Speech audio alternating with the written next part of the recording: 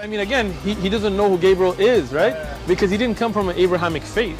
The people of Mecca were pagan. Quran is mentioned, if this book was from other than God, they would have found in it many contradictions. If a book is without contradictions, that has no bearing on whether it comes from God or not. I've had phone books that are inerrant, but I certainly don't think God gave them. That we believe without understanding. The brother asked a very important question, that most of the scholars say that listening to music, watching movies, and most of the television programs, they're haram. So how can we have fun? Let me tell you, brother, at the outset, that having fun is permitted in Islam as long as the fun is halal fun. All right. Hello, everybody. Peace of Christ to all of you. I hope my voice coming good and clear. Please invite your friends and share the link with whoever you like or you wish. Today we are going to have halal fun, and the best part of the halal fun is to enjoy the ethic of a Prophet Muhammad. You know, all of us, we knew that the Prophet is somebody is very ethical. I mean, this is the point, right? Why he is sent, so he can teach us ethic. Why he is chosen?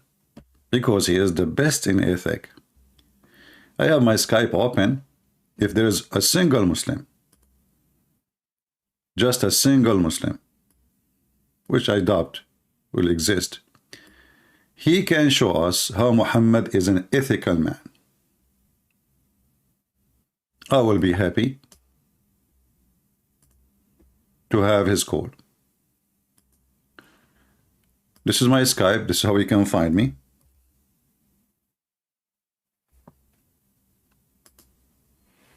Feel free to call us. You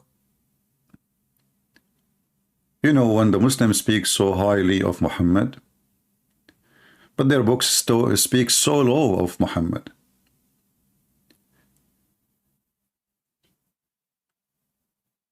And if the Muslims themselves in their books, they speak so low of Muhammad, that means the so low in the Muslims, or according to Muslims, is so high.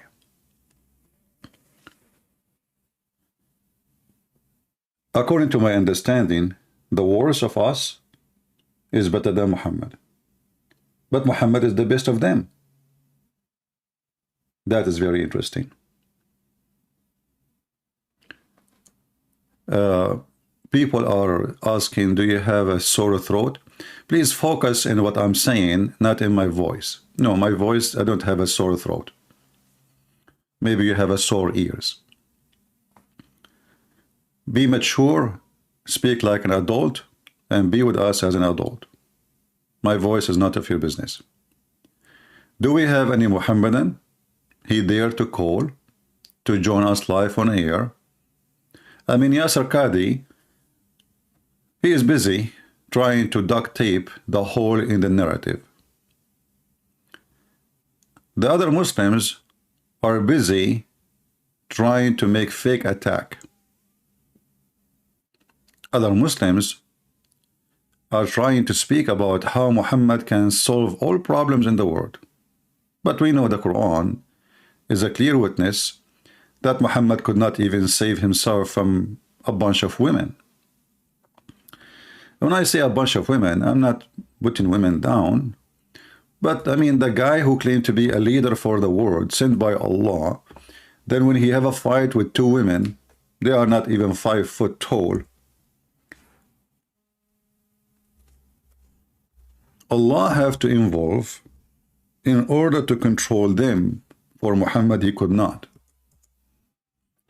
And the funny is that this man who brought a lot of good ethic, one of the ethic he taught us that we can beat women, which is very ethical.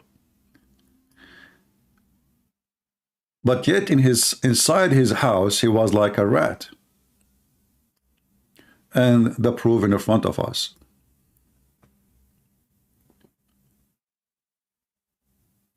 A man have a problem with his wives. He's a prophet of God. He been given order to beat women. So what's happening here?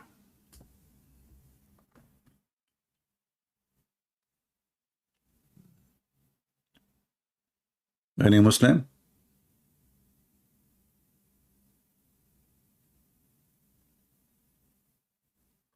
So imagine this, I have 2 wives only, not 13. And those 2 wives are really troublemakers. And if you read the chapter, by the way, you die laughing. Literally, you will die laughing.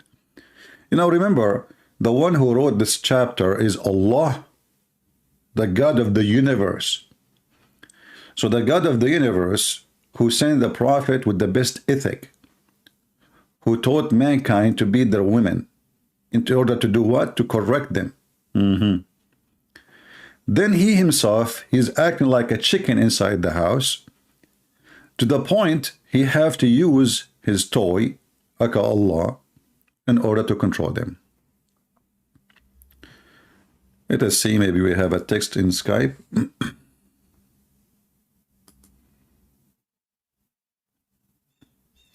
You can call me only if you are a Muslim, so text me first, don't call me.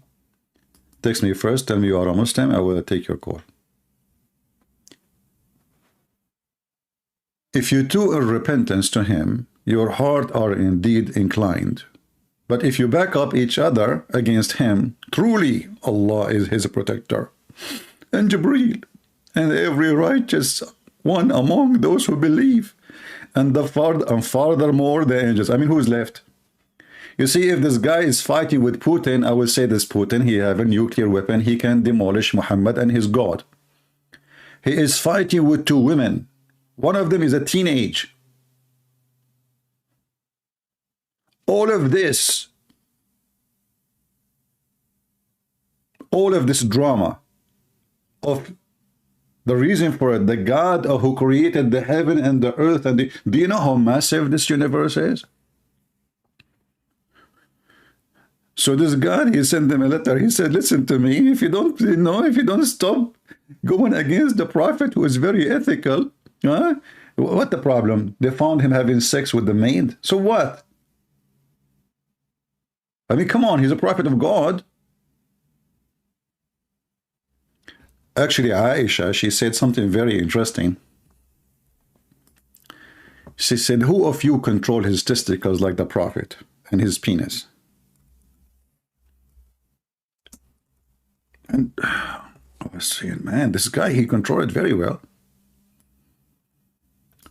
Sahih Muslim. Allah Messenger, Aisha reported, Allah pray on him, not for him, used to kiss me while observing fast. He's fasting now. And who among you can control, and look at the fast translation, his desire? Irabahu is his private parts. What desire? I mean, if the guy, he can control his private part, can't he control himself from kissing you until the fast is broke? So now, what is this? Is a snack?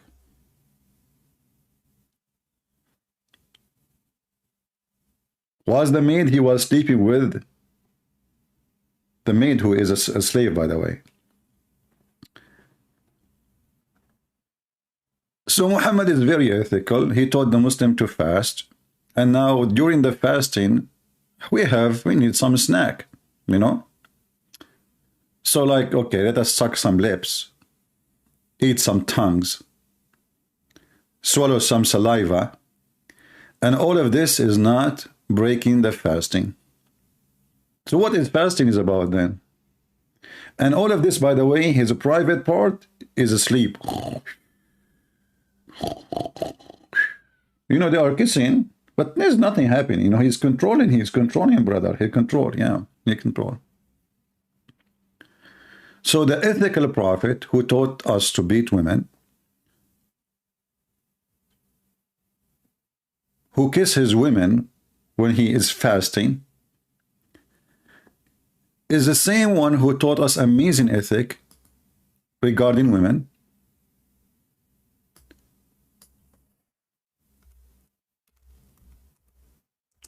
That women, they are evil and they are Satan. I mean, this guy, he see women are evil, but he promised the Muslims a lot of them in heaven. He is desperate to have as many as he can, yet he claimed, as he said, the Prophet, he saw a woman advancing from, the Prophet, he said, a woman advances in the form of the devil and retires in the form of the devil. So was Muhammad kissing Aisha by kissing the devil, or kissing the devil by kissing Aisha? And what is the reason Muhammad, he said, the ethical man? Well, he saw a woman walking down street, and because he controlled his penis, you see, the Aisha, she said, who like you? Who like the Prophet controlled his penis? And here I'm not going to ask, how in the world Aisha, she knew that Muhammad is better in controlling than others, if supposedly she was a virgin when he had her. You know what I mean? Like, imagine you have a wife, she was a virgin when you married her, and then she said to you in the bed, man, you are the best in... How she know? I mean, did you try something else? In order to say such a statement, she have to be an expert. I mean, this is the best rice because we ate many rice. This is the best bread because we ate many bread. This is the best city because we've been in many cities. Now, this is the best of controlling his penis. Well, she have to be Ben. She have to be Ben. Well, it's my English, who care? It have to be Ben, Mr. Bean, with many men. And yet, Aisha, she is telling us that the Prophet is the best to control his private part. To the point of women walking down street, he saw her. So what he did? Read with me carefully. Jabir reported that Allah Messenger, may Allah pray for him, not for to him, he saw a woman. What is the problem now? Look at the name of the chapter. The chapter recommendation. This is ethic. Recommendation. You go in the street, especially these days. I mean, go to the street, don't go to the gym, because in the gym you see nothing but naked women. So, recommendation, brother, to the one who sees a woman and attracted to her. Recommendation. This is ethical recommendation. This is ethical recommendation. So you look at her, you keep staring. Oh, look at this. Oh, boy. What I see there. Oof, man. Okay. Ethical. Very ethical. And then what he should do? He go to his wife or his slave women and F them. I mean, look at the options. You have two choices, brother. You go to your wife or a slave woman. Slave women is like, you have like, slave, she's not a human, it's like, or a slave woman.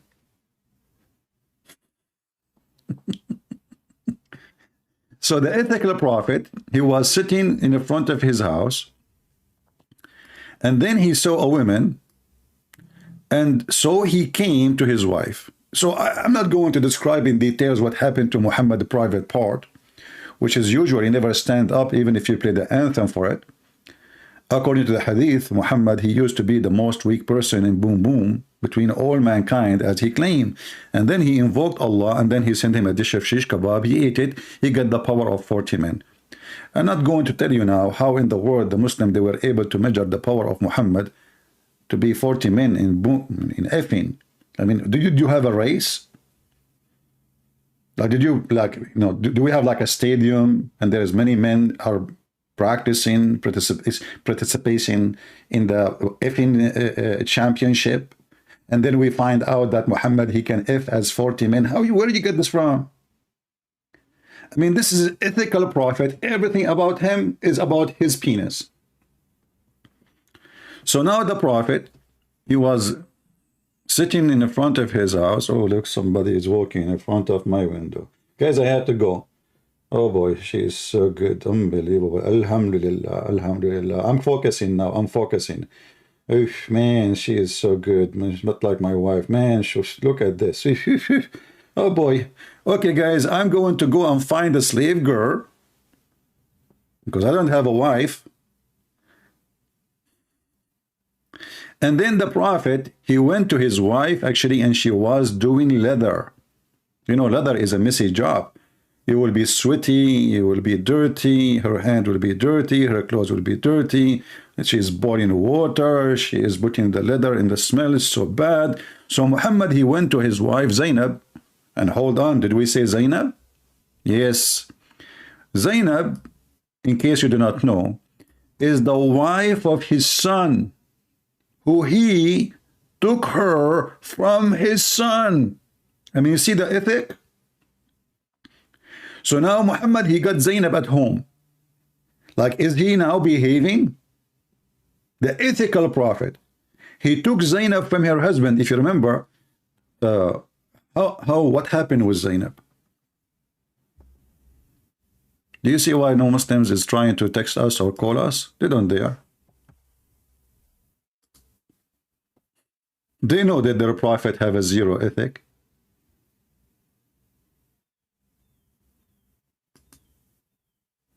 They don't. Muhammad, he went to the wife of his son, Zayd. Zayd is an adopted son, but doesn't matter.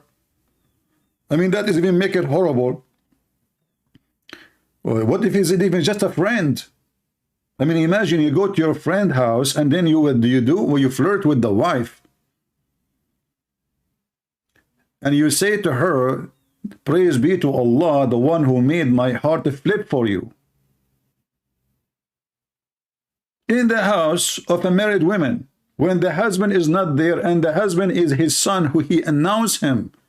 He says, from now on, everybody should know that Zayd is my son and I am the father of Zayd.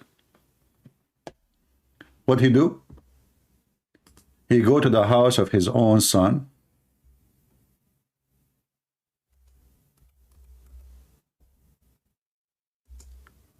He flirt with the wife. And this is according to the Muslim stories. Remember, those are people who worship this man. They will never let a story to go through unless they examine it to be true and not hurting the reputation of the. So according to their ethic, the Muslim ethic, this is fine. You see, the second you say, Muhammad, he did, it's okay, anything. Anything.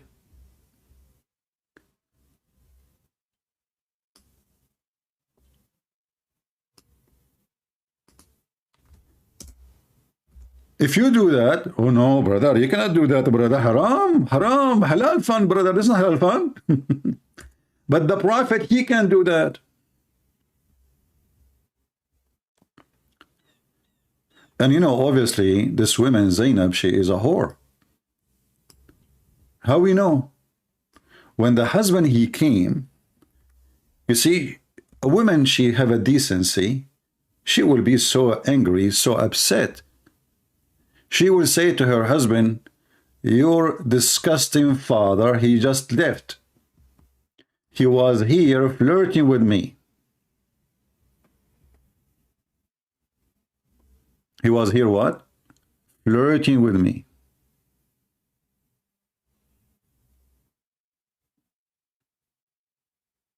She did not say that. In fact, Zainab, she said that each time her husband, he tried to F her, excuse my language,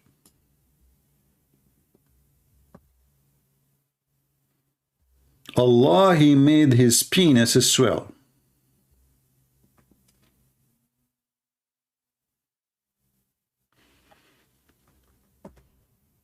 This is Tafsir al-Qurtubi, volume number 14, page number 189, and we will use Google translation. Here it says,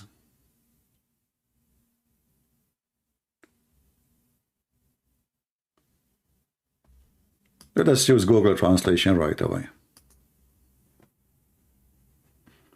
And they say to you, those Christian, the kuffar, brother, they say the Prophet Muhammad don't have miracle. Here we go. Muhammad, he liked this woman, she is married. Each time Zayd, it was narrated in the report that in the evening Zayd, he went to his bed. See, in the morning, Muhammad, he flirted with the women. In the evening, Zayd, he wanted to do boom boom to his wife. Zainab, she said, but Zayd could not do boom boom to me. And I did not refrain from it, except Allah, he prevented him from me. Look at the miracle. Zayd, when I do it, he hold it. It's not working. You know, he try. Hey, Zayd, what's happening, man? I don't know. Truly, I don't know, brother. I'm still young, but it's not working. Did you eat something not right? No. I just, you know, normal stuff. Like, you know, balut, kimchi, hummus, you know. Yeah, I mean, normal stuff, brother.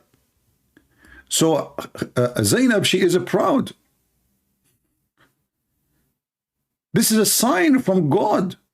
Look, God is involved. The man, he want to do boom, boom. He's trying. He's so like, what the heck? What happened to it? Where it goes? He's even looking for it. He cannot find it.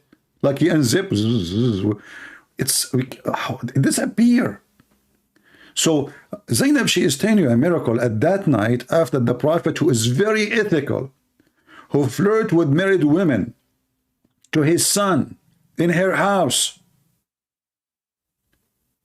Zainab, obviously, she said to herself, why I want to marry this is an idiot when I can have the father who is going to be the king? He is the king already. Which one is better for me? So the poor guy was prevented by Allah from doing boom boom to his wife. Let us be honest here. How many of you, Allah prevented you from doing boom boom to your wife? And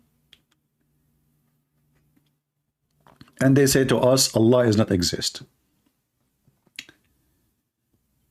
Brother, sisters, hold on. I have a call. Christian Prince. First of all, this is the only proof that the Prophet Muhammad is the Prophet. What? How is that? First of all, if somebody is an atheist, he don't believe in God, you can show him this miracle. Can you explain to me, or to anybody in person? What? To anybody in person? You mean in person? Exactly. Can you explain to me how this miracle happened? I don't know. It's hard for me to explain. Can you explain it? Very simple. Prophet of Allah, he said, I like this woman. Allah, he always runs to the desire of Prophet Muhammad. So the man, he wanted to do boom boom to his wife, which is very normal thing to do. Especially at that time, not like today. We cannot do anything these days. Zakir Naik, speak of yourself. Mr. Prince, first of all, so when he came to the bed to do boom boom, Allah, he prevented him. Okay, how Allah, he prevented him? Are we live on air? No, we are not live on air, so you can say whatever you want. Well, it did not stand up. What did not stand up, Zakir? Did not stand up. Okay, just say the word. What is exactly like Zayd did not stand up? Because Prince, what had to do with Zayd? It's in the private part. So why you don't say private part or say the word P? Prince, I'm very polite and I cannot say it because then my wife, she will ask for it and I don't have it. Muslims, this is God's story. Allah, he prevented the husband from doing what that his right to do. And why? Because the Prophet, he flirted with the wife in the morning in her house when the husband was not there. And then the story is not over. It says here in other report, it says that the hadith was raised to Zainab that she said, which means coming from Zainab, the source is Zainab, that some narration that Zayd penis is swollen. I mean, not only now your wife is gone from your hand and your father, he took her, now you have a bigger problem. Actually, it's bigger. I mean, it's a swelling way bigger. So now the poor guy, how Allah, he prevented him from doing boom boom? His penis is swollen. Which means each time he tried to do anything, he will be badly in pain.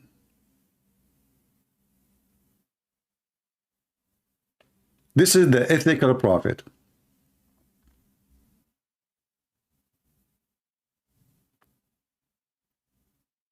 And then the husband, when his wife, she told him that your father, he flirted with me today. Look how she's proud of it. The man, he went to Muhammad, he says, you know, I want to divorce her, really. I mean, she is not good. 2 hours ago, he want to F her. 2 hours after, he want to divorce her. Why? Because now he noticed that his wife obviously is sleeping with his father. He noticed right away that the wife, even in the hadith, it says, فَفَطِنَ زَيْد. So Zayd, he got it. فَفَطِنَ زَيْد. So he went to Muhammad, he said, I want to divorce her. She hurt me with her tongue. And she does this and does that.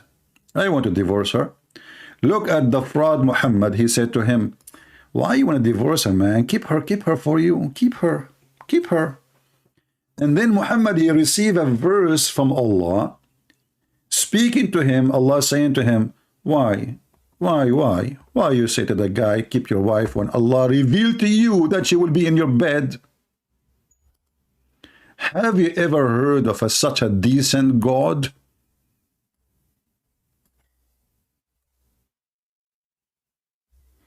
And the funny is, now because of Zainab, Zayd's name is mentioned in the holy book of Allah. I mean, look at the honor. You see, I understand the Quran speak about the Pharaoh. I mean, this is a great king. Musa's great prophet.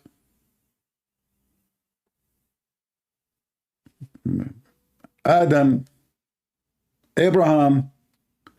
But Zayd, why? He's just a guy who was married to this woman.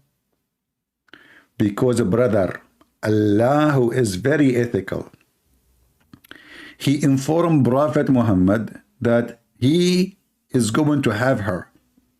So he said to Muhammad, stop playing games, man. Why you say to the man, keep your wife, when I revealed to you, I told you, and I told you, take her. Behold, though did it set to the one who had received the grace of Allah. What is the grace of Allah? You want to sleep with the wife of your son. And the favor after favor. Retain though in the woodlock the wife and fear Allah. And like, you know, the translator is trying to use like a professional English translation when the Arabic is so stupid, by the way. I mean, look nicer in English. Look at this in Arabic. وَإِذَا تَقُولُ الَّذِي أَنْعَمَ اللَّهُ عَلَيْهِ وَأَنْعَمْتَ عَلَيْهِ أمسك عليك زوجك واتق الله يا شحرور يا صرصور. I mean,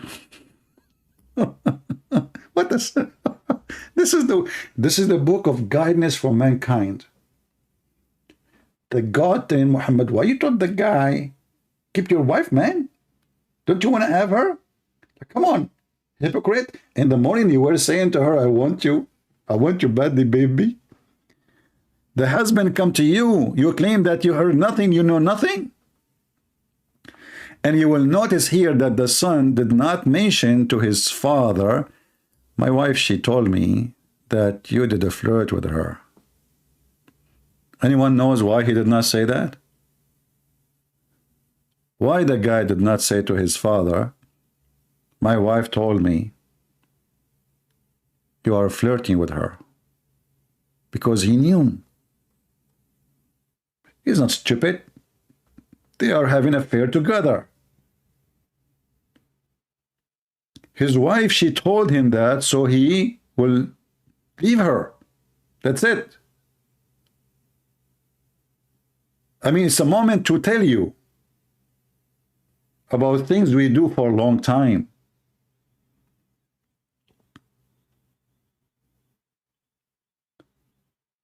And if he complain, Muhammad will make him disappear. And he will take her anyway. So he said to himself, let me have a safe exit of such a filthy prophet who have a very high ethic. And he is the best of mankind. And you know, these days look like the best of mankind is the one who go to your house, flirt with your wife, and he give you a hug in the morning. And this is why we have a zero Muslim trying to contact us to call us. Because they knew that this is not a good topic to speak of their highly ethical prophet. Not to forget to mention the women he kidnapped, the people he raped, the people who torture to ask them where they hide their money, deception and deceive and lying and stealing. I mean, the guy is all over the place.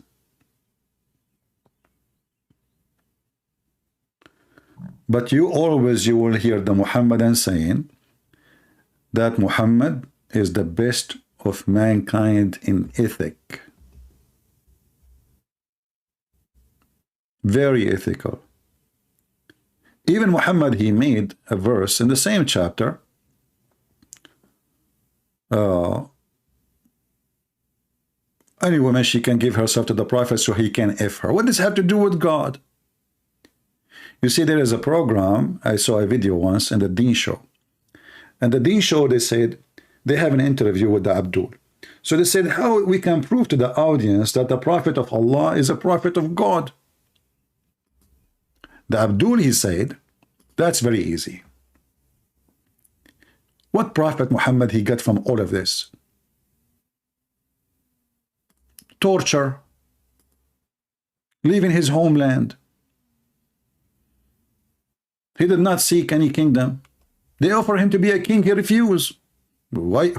What king? A prophet is better than a king because now he ruled in the name of God.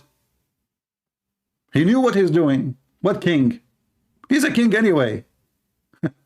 Who can disobey? He made it clear that the one who disobey Muhammad, he disobey God.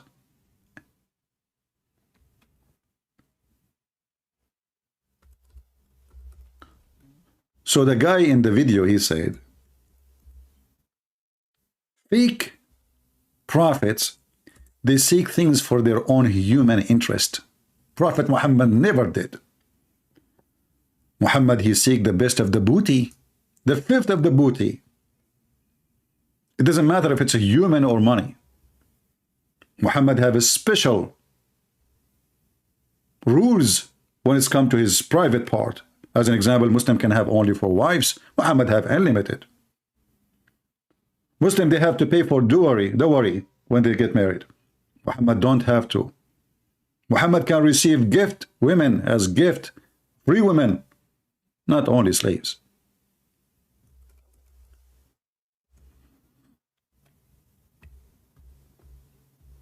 Muhammad is a very, very decent man. And he was a women supporter.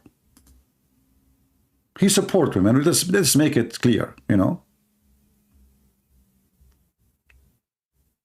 Isn't it him who promised Muslims a lot of sex toys in heaven? He made women sex toys only.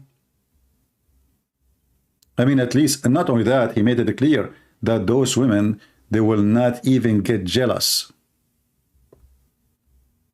He take from them their feeling as a human. They became like a silicon now. This is how ethical, this ethical prophet.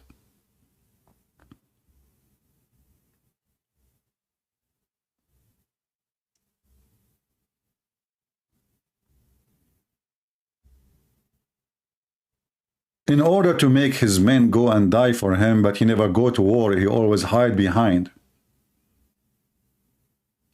He promised them a lot of women. For he have a mentality of a pervert. See, when God, he created Adam, he gave him Eve.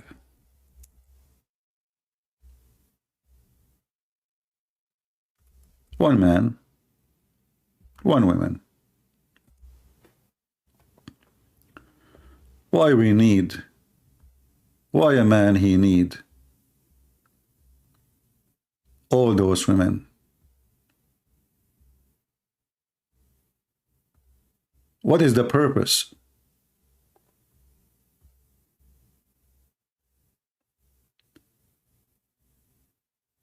Was Adam short of his needs?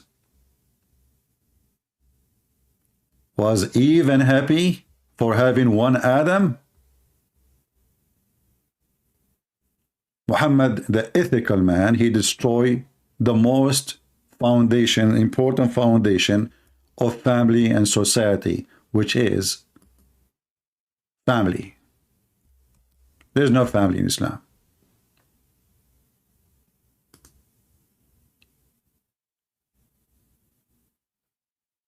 Sex is a contract called nikah. There is no marriage. There's no love.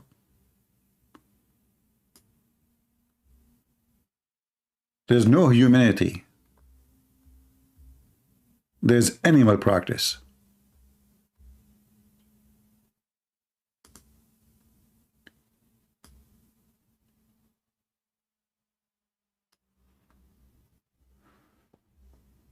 I'm looking at Skype. Until now we have 0 Muslim, and I understand very well why the Muhammadan, they will not dare to call. They knew what kind of a prophet they have.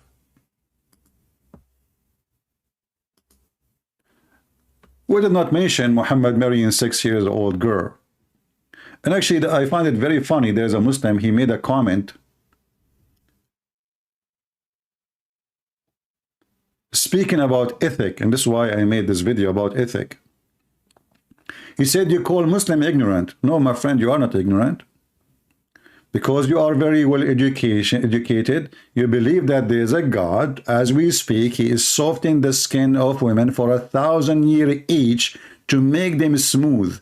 Look like your God. Allah never heard of something called Vaseline. I mean, what kind of God he need 1,000 years to smooth the skin of a female? Why? She's an alligator? Can't he make her right away with soft skin? I mean, how in the world those people dare to make their brain bent down to believe in such a garbage?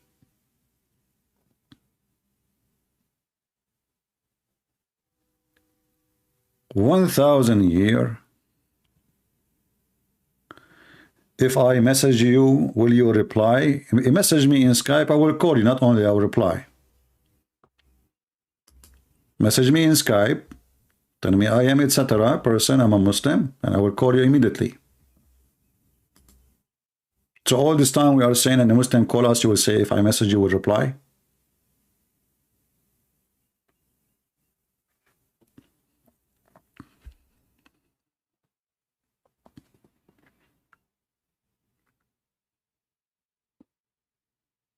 You have called me. What's your name? Yeah, there's a person, he called me. His name is Anouk. Are you Anouk? Are you Anouk, my friend? Well, I don't know. I thought this is not a Muslim. Let me call you then.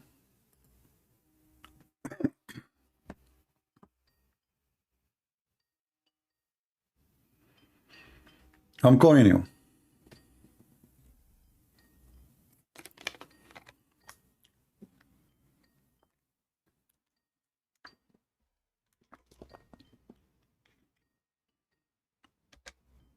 Answer.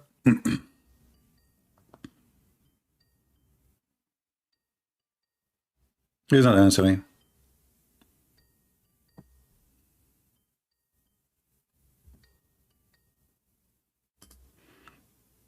You're not answering. It says a nuke is unavailable.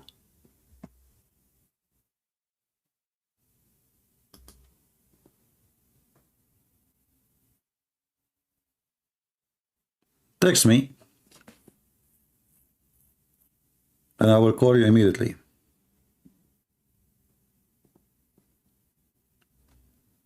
All right, and be careful, only Muslims, please. We want Muslims.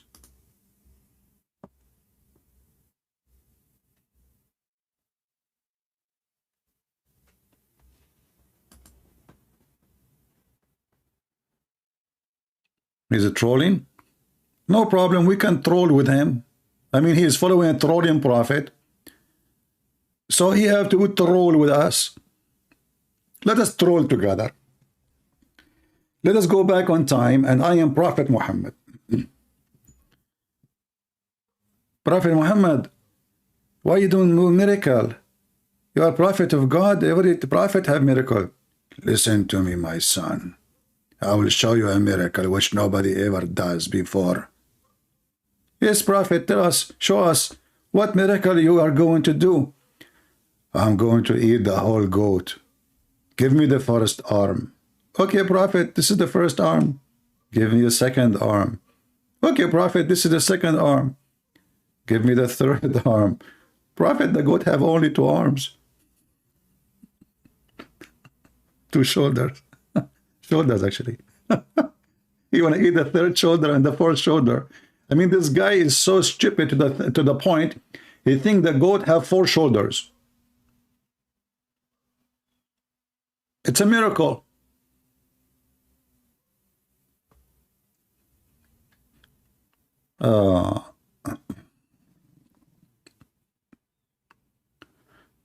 Sometime he want to be a Buddhist, a Jewish. I think he is now is a Hindu. No problem. Don't remind me of what I made a mistake once. I was in, doing a speech in India, even though I never been there, but I took my flying carpet and I went there without visa.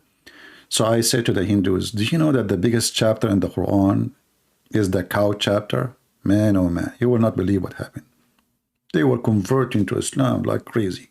I will never say that again.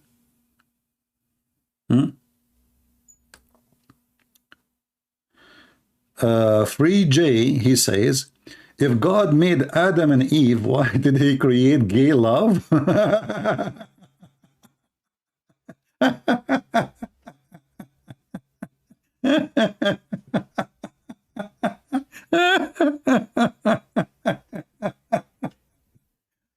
My friend, I want you with your gay love to have a family and have kids. When you do that, let me know. Because love, when you say love, you made me laugh. When you have such a love, the love will bring a fruit. Okay, now you are gay and you have love. Are you going to have a baby soon because of this love? You see, the nature is proving everything to be right or wrong. Is that the nature? Can you have babies? Can you have a family? When I was doing my master degree, many liberals around me. So I told them if everybody became a gay, the nation will be destroyed and economy will collapse. Why? Because the one who pay for your retirement today is somebody born at least 20 years before. So if everybody have a gay love, as you call it, then the nation will die. This is self-destruction. So you can do your love, my friend. This is your understanding of love. This is just a sexual fantasy you have in your head, but the nature is a woman and a man.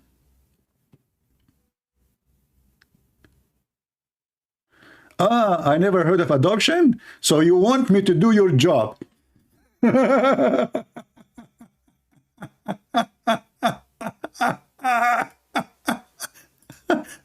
So you want me to go and have boom boom with a real woman, and then you come to me and say, sir, can I borrow the child from you? I want to adopt him. Anyway, Potato, this is not our topic. Have fun with your love. Enjoy it. All right? Take a hike. I am the ignorant? So in order to get a baby, you go to someone is straight. I thought your love is self-sufficient.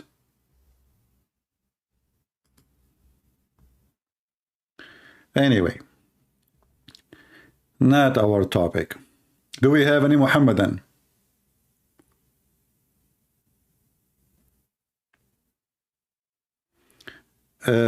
Can we get discount in you know, the discount stories is very funny. I mean, Amazon take most of it and give me little, and then people, they want to give me discount. You think I'm the one who make the money?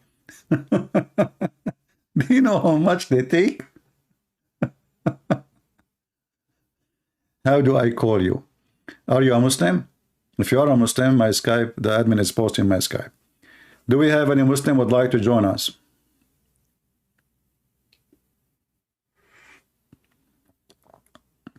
Anyone?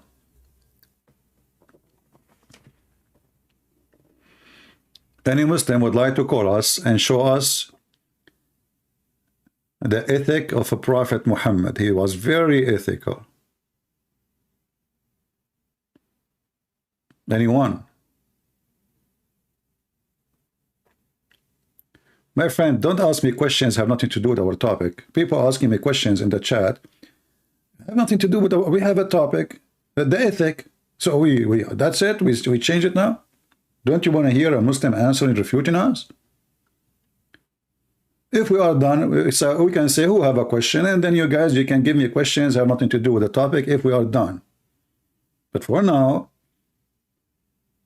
maintain your topic. Do we have any Muhammadan would like to join us? Anyone?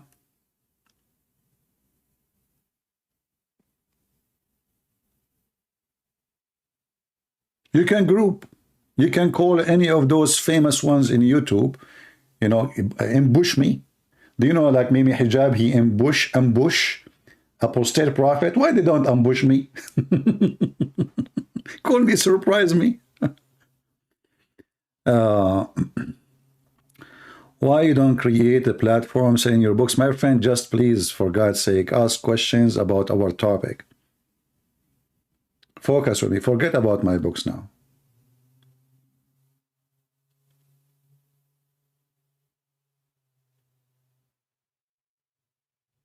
Do we have any Muhammadan want to show us any good ethic of a Prophet Muhammad? Anything? Anyone?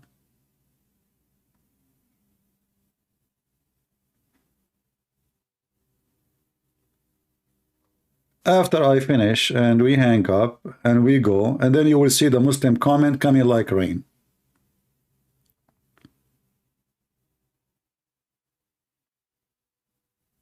Yeah, and he claimed, no, he did not text me, he called me, and I called him back, he refused to answer. He called himself Anouk. This is the only call I received.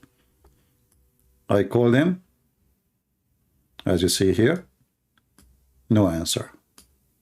So don't tell me about him anymore. We don't have time for kids.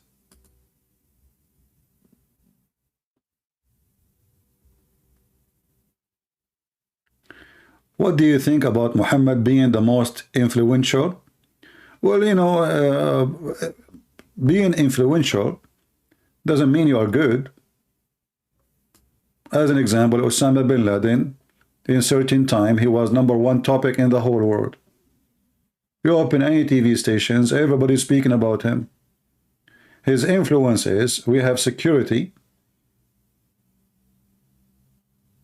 3 times more before Osama bin Laden. So here we go. His influence, his guy is dead. They feed him to the fish already, to the tuna. But until now, we have a security check in the airport. We stay for 2 hours to get in the airplane. Our airplane ticket became 3 times, 4 times more expensive to cover those security, you know, things and the machines and the people they hire, etc. Just because of his influence. So what influence mean? Hitler have influence.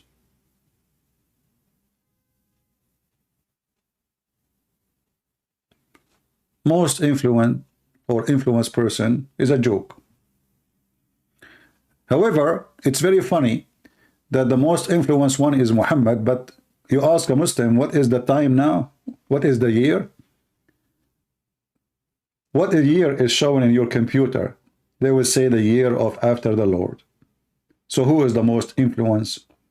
Even the atheists, even the Buddhists, even the Hindus, even everybody, they go by the year of Jesus.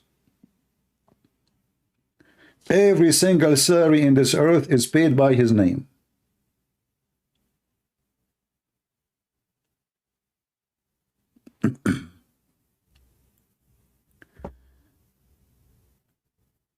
If there is any verse in the Quran says he's holy, no, the word holy in Quran actually mentioned only a few times. The word holy as holy, like there is a word in Arabic which is a clear use for holiness, which is Quds or Muqaddas.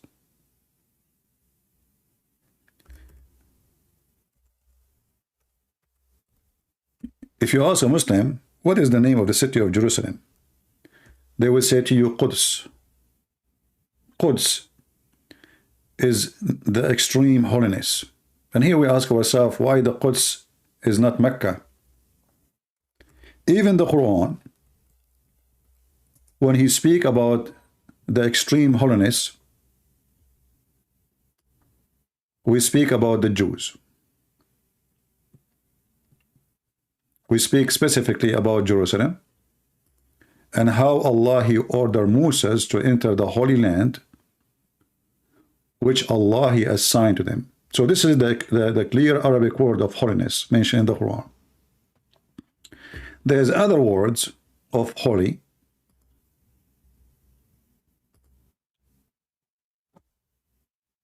but it's not the same as the word. This is the word stolen from the Christian, the word that we mentioned to you in chapter 5, verse number 21. In chapter 19, verse number 19, you will see every Muslim giving you different translation for the word Zakiyah. Here you see the word pure. So Jesus is pure. But pure is holiness. Even when they try to fix it, to try to make it like repair it, so they add pure.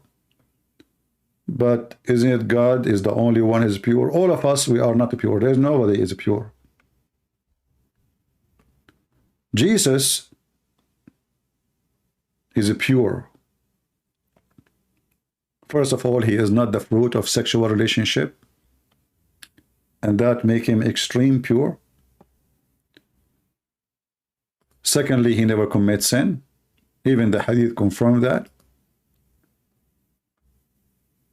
And the Muslims are confused between using this word, holy, and the other word.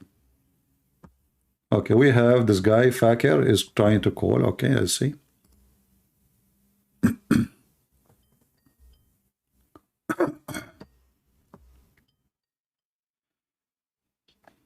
Hello? Christian friends? Yes, my friend, you are live on air. Welcome. Okay, so how are you doing? I'm very fine. So what do you think about our topic, your prophet ethic?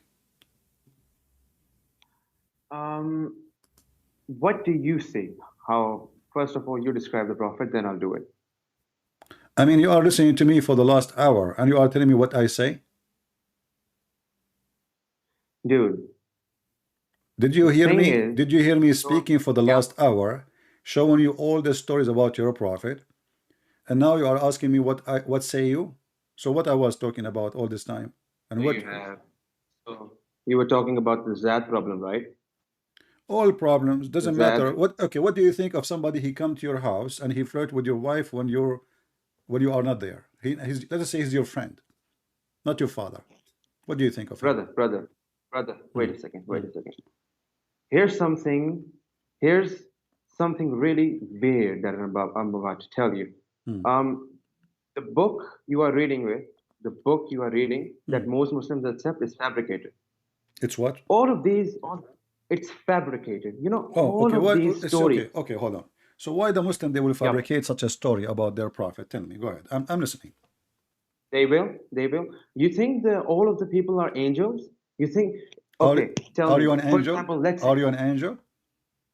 No, I'm not an angel. I'm a sinner. I'm not a Okay. good Muslim. I So accept all that. people are angels. They are not then. Okay. No, So I'm now saying why you are I am. asking why Yeah, you are asking a question about something written in your book for 1400 years and none of the Muslims say this is not true? dude. I am not saying that the Zad problem did not happen. It happened, but there are fabrications, and like you are reading from the Sahih al-Bukhari, right? No, I'm reading Are you? from the Quran. No, no. I'm not from that. The narration you did. The Okay. narration you were Does the talking Quran about what happened. does the Quran say why you are Mhm. telling the guy keep your wife when Allah he told you to have her? Is that Quran or this is not Quran? This is Are fabrication? you aware of the Zad problem? Are you aware of what happened in the Zad problem? Just tell me. Do you know? Are you Did aware the of did what? the, okay? Answer a few questions. Did the Prophet adopt Zaid? And Did the Prophet did he adopt? Then just answer yes or no. Did the Prophet peace be this is upon what you him Muslims adopt Zaid? this is what the same book you deny to be true saying. No. Yeah, dude. Dude, This okay, where you got I this am story asking. from? Where you got this story from that Zaid was adopted by the Prophet? From the same book we are reading from. Yes. No. The Quran. What The do you mean Quran no? What do tells. you mean no? Okay, show me. Okay, where you got the Dude, story of Zaid being adopted?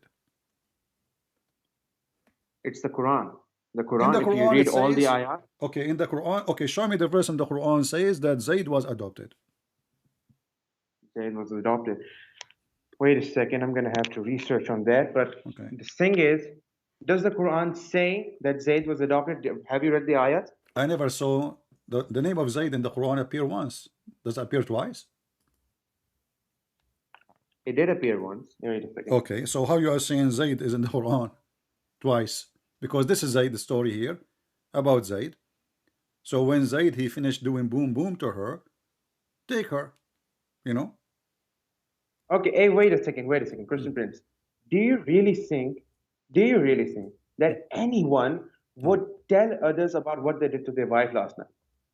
Do, Do you think that, for example, would you describe as, for example, if someone had an intercourse with somebody else, and do you think that they would go ahead to tell the other person that they had an intercourse? Do you think that that'll happen?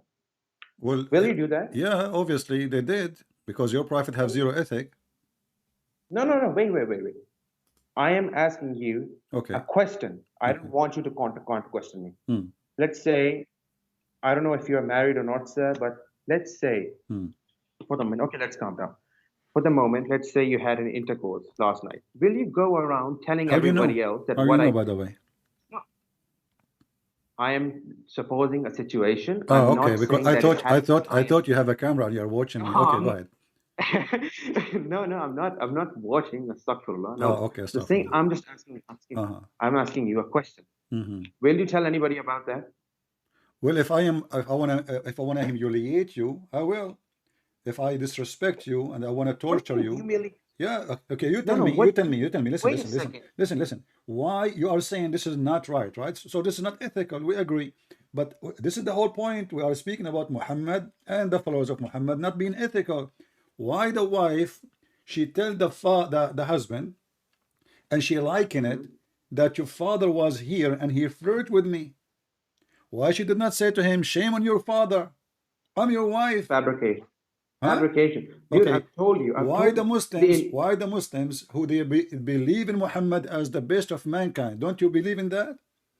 So why Yeah, the I Muslims do. they publish this and they print this and teach this in all universities of Islamic universities if this is fabricated? It's fake. Yeah, all of them are going on the wrong way. You know So you how are many the only sects? person, Yeah, who you know the truth, but you were not there. dude. I don't think that you are well aware of the Muslims you're trying to argue with. The genre, you know, if I had followed the Sunni book, the book you're reading from, by listening to your speeches, I would have converted to Christian a long time ago. But Are you if Shia you or Sunni? think I'm Shia. You are Shia. Okay, what about the Shia? What the Shia had to say about this? I can show you right now a video of Shia saying that Aisha, she was a whore. Aisha, she was a whore. Yeah. No, that's going to be fake. And she was sleeping around.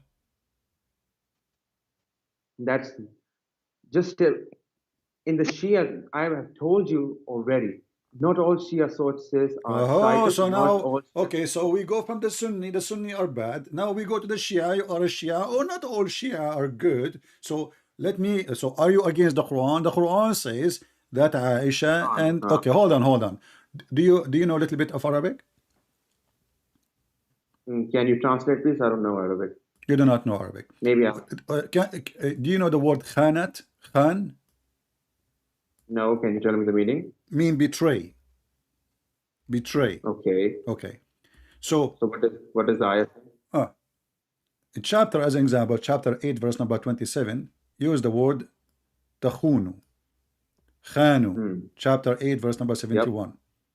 So in chapter 66, verse number 10, it says that the wives of the prophets, and he named them specifically as Noah and Lut, both they betray their husband. Do you agree with that? Yes. You agree? If the Quran says then yes. If the Quran says then yes. Okay. They must. But isn't it the Quran says bad women marry bad men as a destiny, and good men marry good women as destiny from Allah? Yes, they do. Okay, that's mean the Prophet of Allah are bad men, because if bad women, they will marry only bad men. Read the ayah. Read the ayah again. It says. I'm reading it. Here we go. Women, chapter 24, verse number 26 says, bad women is for bad men, good women for good men. Yep. Okay, so it's not going to happen that Allah, he made a decision. He will marry bad women to bad men. He will marry good men to good women, and good women to good men. Now you're a prophet. No, he did not say that. He did not say that he himself will marry. No, this is a destiny, my friend. This is a destiny. You are a Shia. We can open the Shia interpretation and you will see it yourself. Don't play games with me. Already you said you are a Shia. Okay. We can open the Shia explanation and you will see it says it clearly that Allah designate and made a destiny that bad women, they will marry bad men. What Shia, do you know any translation made by Shia? So I can put it on the screen. Dude, I'm not saying, wait a second, let me open the ayah myself. I'm begging. Chrome, give me a minute. All right.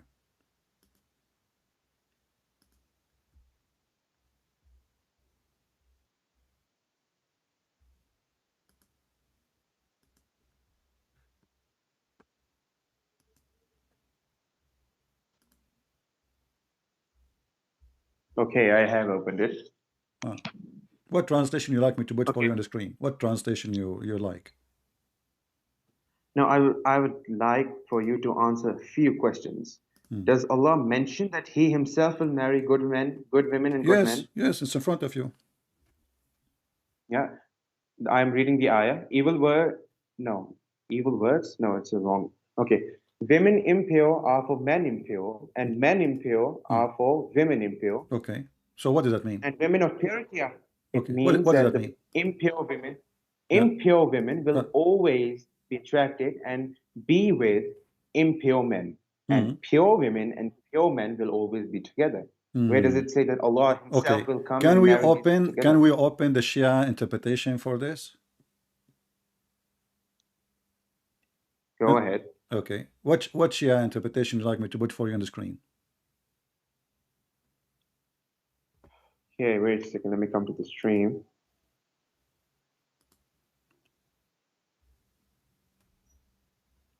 Wait a second.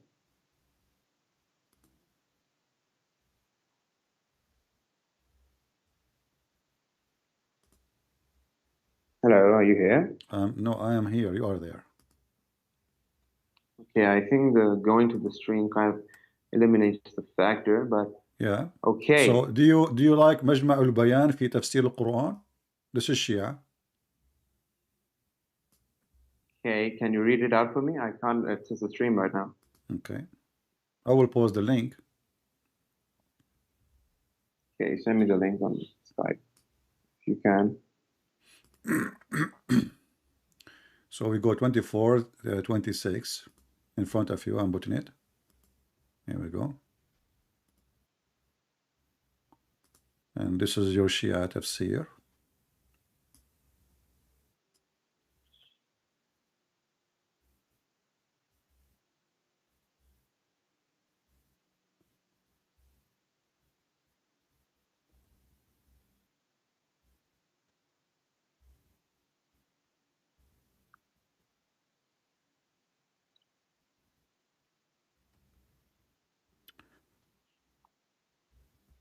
I mean, this will make you dizzy to read, but anyway, here it says, bad women for bad women, bad men for bad women, and bad women for bad men, good women for good women, good men good for good women, and good women for good men. Okay, and yeah, here it says,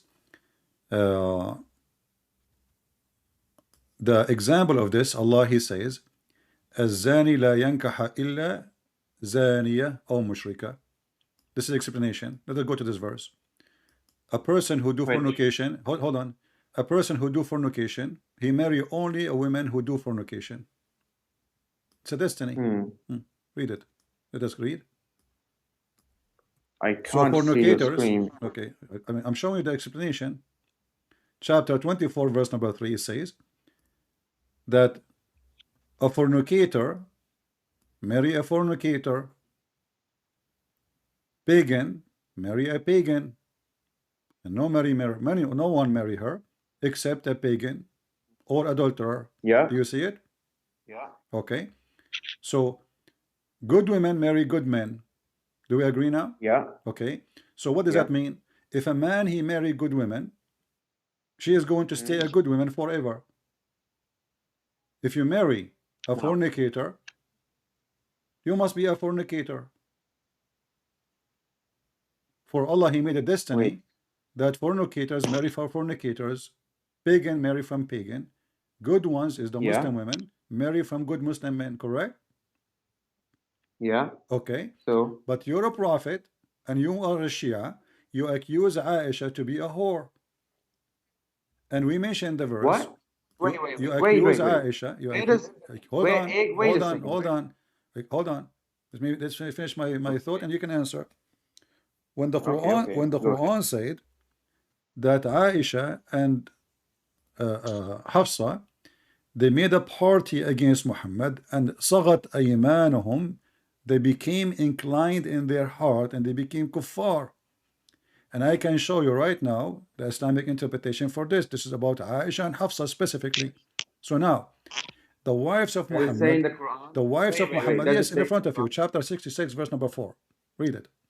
Okay, chapter 66, verse number 4. Yeah.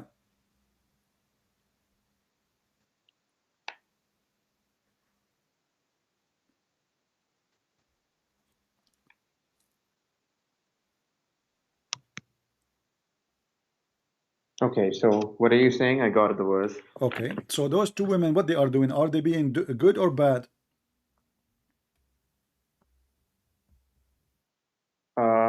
If two wives repent to Allah, it is best for your hearts have deviated. But if you cooperate against them, then indeed Allah is His protector. And okay, this is the verse.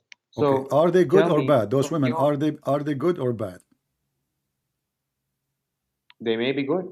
Yeah. They are good? Depends. Don't tell me depend. Okay. It says here you have to repent.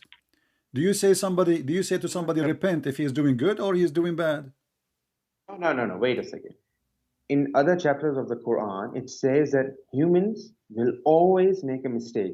If your this is not the question. Of a good man, okay, do Muhammad make mistakes? Do Muhammad make mistakes? No, no mistakes. You just said you just said the human always do mistakes. Do you think he's a human? Prophet, peace be upon him, he's a human? He's not? Really? He's not a human? No, he's not. Oh, I know No, the he's- Shia. Okay, he Shia, they is- believe that Muhammad and his family, they were lights in the forehead of Allah, correct? Yeah. Okay, and then Allah, he sent those lights to this earth. So they have a form of a human, but they aren't a human, correct? There's a difference between having a form of a human and like Okay, being human. so do you agree with me or not? They have Yes, a he form of sent them in the they form have a of form of a human, but they aren't a human, correct? Yeah. Okay. Do Muhammad have many women he sleep with and they are really human or they are not really human? They are human. Okay. How somebody is not a human and he's light, sleeping with someone, she is a human? Well, they're both souls. What do you expect? If he is a human, he is designed to be a human, then of course he's going to do human But you things. just said he's not a human. I don't mean like he's an angel. He is in a form of a human. He's in a form of a human. So The women does that make him a real human or he's a fake human? All of us. We are all spiritual beings stuck in a physical body. Okay. If you want So to put it like he's that. a light Yeah. he's a light from Allah. Like if we go to the Quran where it says that Muhammad, he was Siraj and Mudiyan. The Shia, they say the Siraj is Muhammad and his family, and they name Fatima too. Correct? Can you repeat that? The Quran says that Muhammad, they explain chapter 33 verse number 46, Shia explanation, that this is about Muhammad. He is a light for the world. He is a Siraj. He is a light. He is not Yeah. made of a he's not Yeah. a human. He is a light. Okay.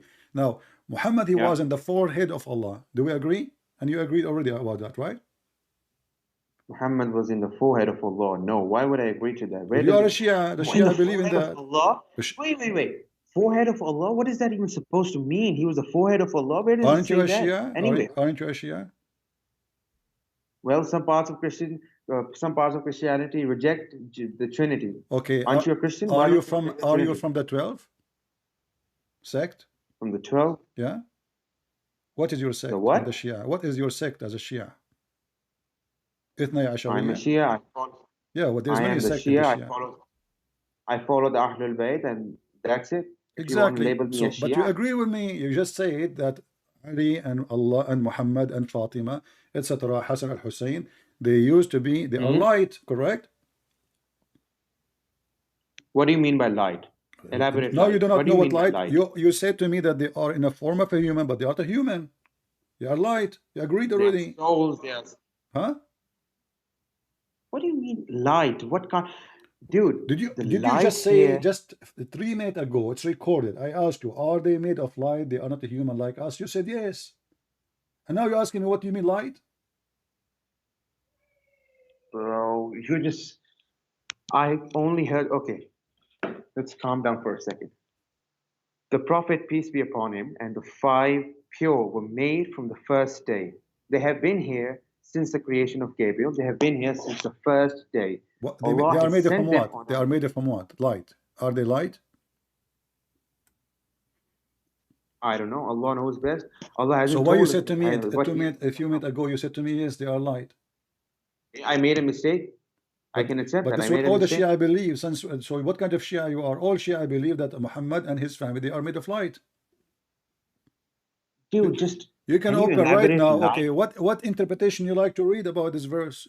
Any Shia interpretation will say to you, it's in front of you, chapter 33, verse 46. They will say that Muhammad and his family are made of light. Okay, it's a Quran. Just can you elaborate light? Because since you have the screen, is there anything written about light? They are made of nur. Yeah, it if says that's what he you- is. It says he is a lamp. Okay, He is a lamp. get it. I so, get it. so the Shia, they say the word lamp describing Muhammad, for he is light.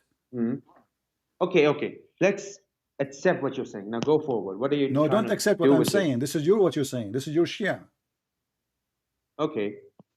Okay, just tell me. Okay, what?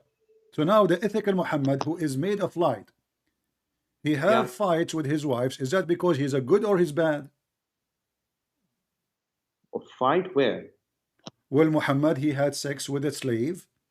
The wife, she came to the house. She found him having sex with the slave. She said to him, in my bed, in my room, in my day, Muhammad, Was he being a good person or he is a bad person?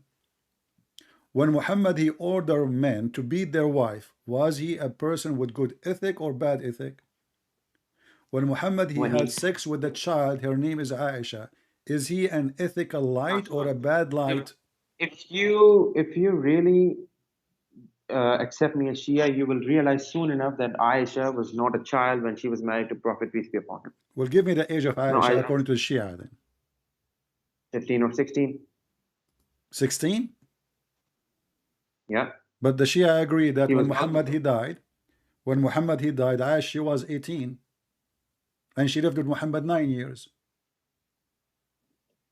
according to the sources I've read, she was This is your 16 years Shia. old, well over. What kind of Shia you are? You do Dude, not know your books? I do know my own books. I do know my own beliefs. Okay, She so was well over. can you give me a solid reference from the Shia, as long you are a Shia, telling me that Aisha Wait, she was 16 uh, when she married Muhammad?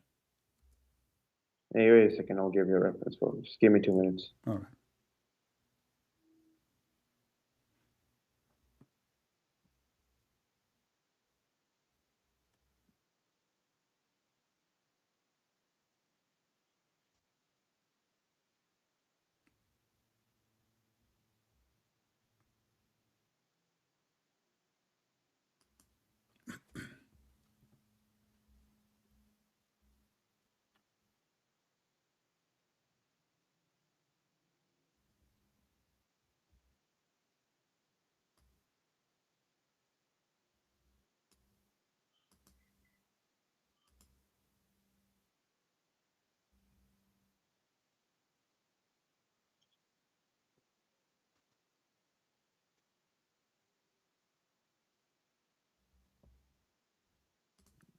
And Wait a second.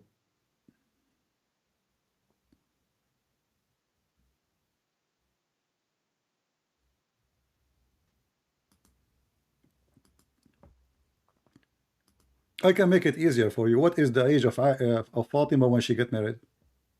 Was she 9 years old? Age of Fatima. Yeah. You tell me. What is it according She was to the 9 Shia years sources? old. She was 9 years old.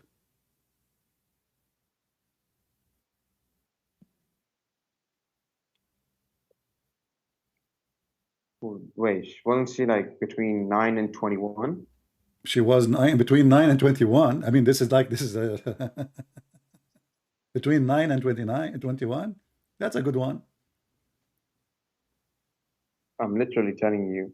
When your What is, prophet died, what was the age of Fatima when Muhammad died? wait a second, let me see.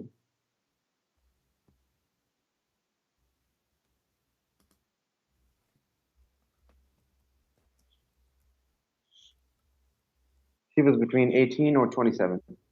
What? She was well over, I guess, yeah, if I remember correctly, she was well over 24, 20. No, she died at 28, yes, if I remember, yeah, 28.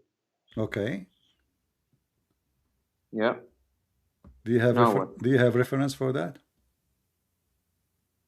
I'll have to search for references. If you give me some time, I'll give you the references. Okay. How many years after your prophet he died, she died? How many years after what? After your prophet died, she died. Do you know? Hmm. Do you know? Wait a second, I'll see.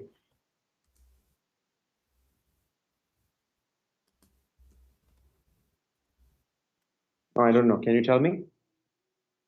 You know, I'm trying to help you so we can get the answer to see if she married as a child or not. No, she didn't. Okay. Do you have reference to prove it? Then I'll have to search for references because the Well, Google Chrome all is what I know, this is the first time I see Google somebody. Chrome is, Hold on. This is the first time I see a Shia denying that Fatima, when she got married, she was 9 years old. no, have you argued with Shias before? Well, not many Shia, they call me, but I argue with Shia. Yeah, they have a debate with the Shias, big sheikh from Michigan. Go watch it. He was freaking out talking to me. That's nice. Okay. Is this as logical as Matthew 26:39? Here we go. I want to switch now to Matthew. So what was the Yeah. age of Aisha? Oh, sorry, of Fatima? When she died, she was about 28 years old. When she got married, she was about 18 or 21.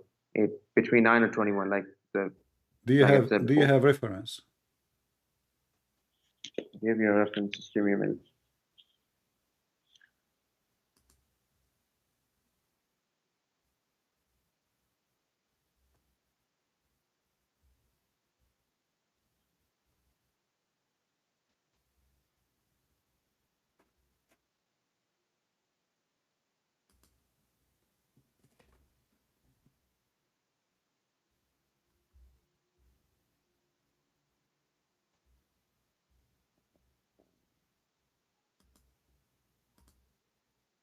Are you against marrying children until you find reference?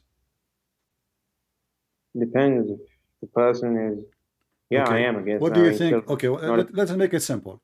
What do you think of Al-Khomeini? Is he a good scholar for the Muslims, Shia, or not? Al-Khomeini, never heard of him. I'll have to You never heard of confirm with. Al-Khomeini?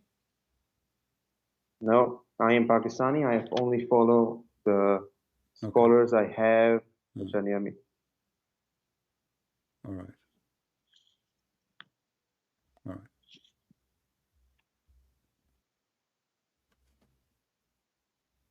This is your Shia website. Question and answer. I will use Google Translation. And I will give you the link.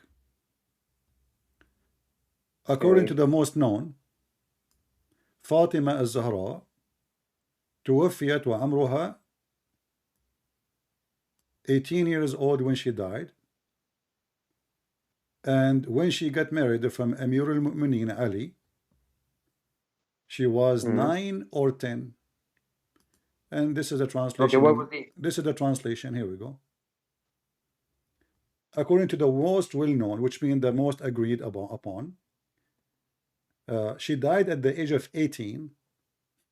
And the funny you said 29. And she had given birth to 5 or 6 children before she was killed by the Muslim Sunni. Yeah. And she was old. She was 9 years old when she got married. And how old was Hazrat Ali? Huh?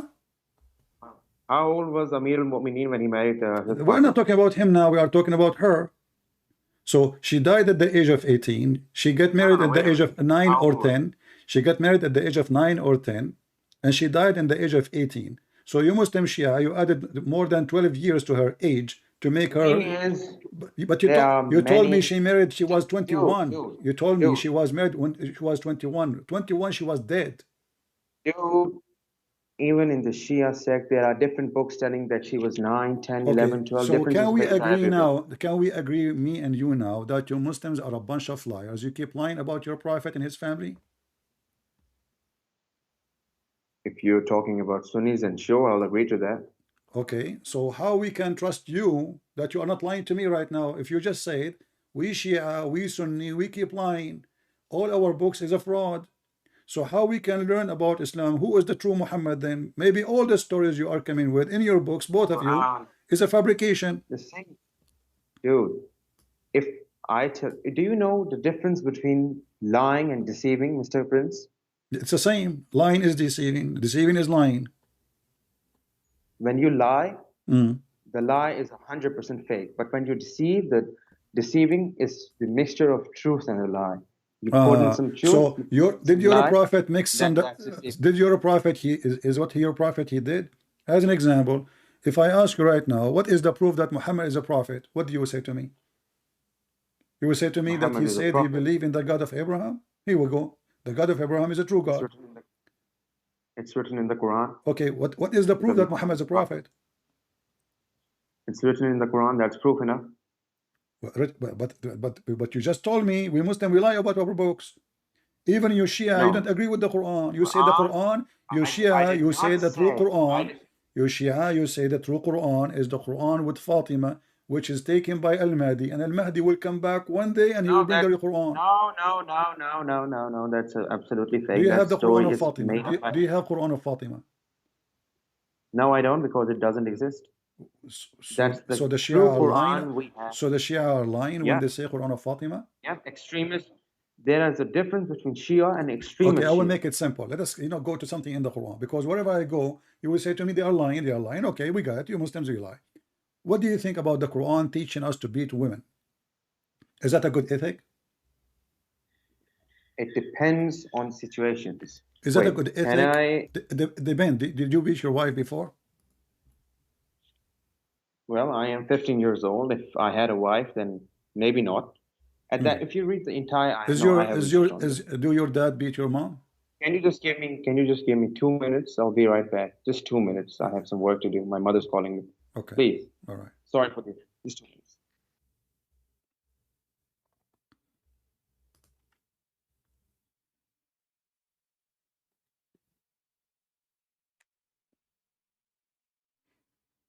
I mean, wherever we go, they will say to us they are lying.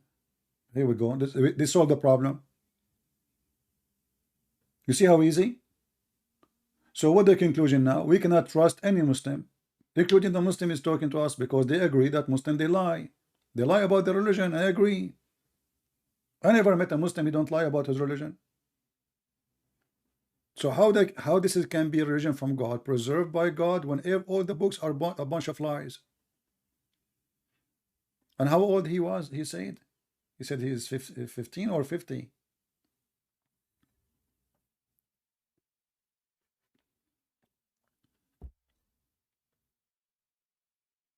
How I can trust your age too now? Maybe you are lying to make yourself look sound like you are, maybe you are young, so I don't know what you are talking about.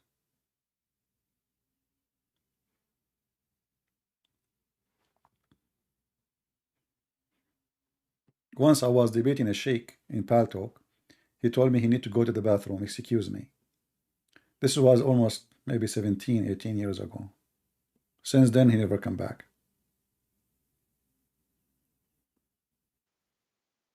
Okay, I am back. Are you here? All right. Why you don't bring your dad to join us? My dad? Well, I'd love to, but he's not here. He's not here. Okay. So you're saying to me you like to beat your wife, but depend in what? Back in the Arab days, divorce I wasn't forget so about easy. back in the old days. Back in the old days, nowadays doesn't matter. Quran is for all time, isn't it? Yep, it is. Okay, so now the Quran says in chapter 4, verse number 34, beat your women. So, Quran, chapter 4, verse number 34 says beat your wife. 34, okay. Okay. Okay. So if you have a wife and you told her to make some tea for you, but she did not do it right away, do you like to beat her, or you don't like to do so?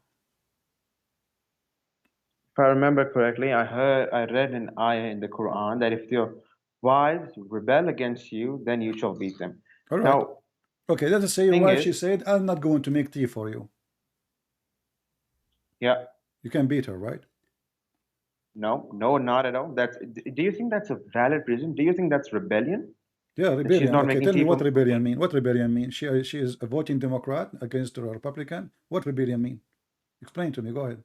Let's say, for example, that she's planting conspiracies against her own husband. She's spreading false information about her own husband. She's doing all these sort of things that will damage his reputation, that will do things that basically she's lying. So let us say your wife, she posts in Facebook that my husband, he is a cheap.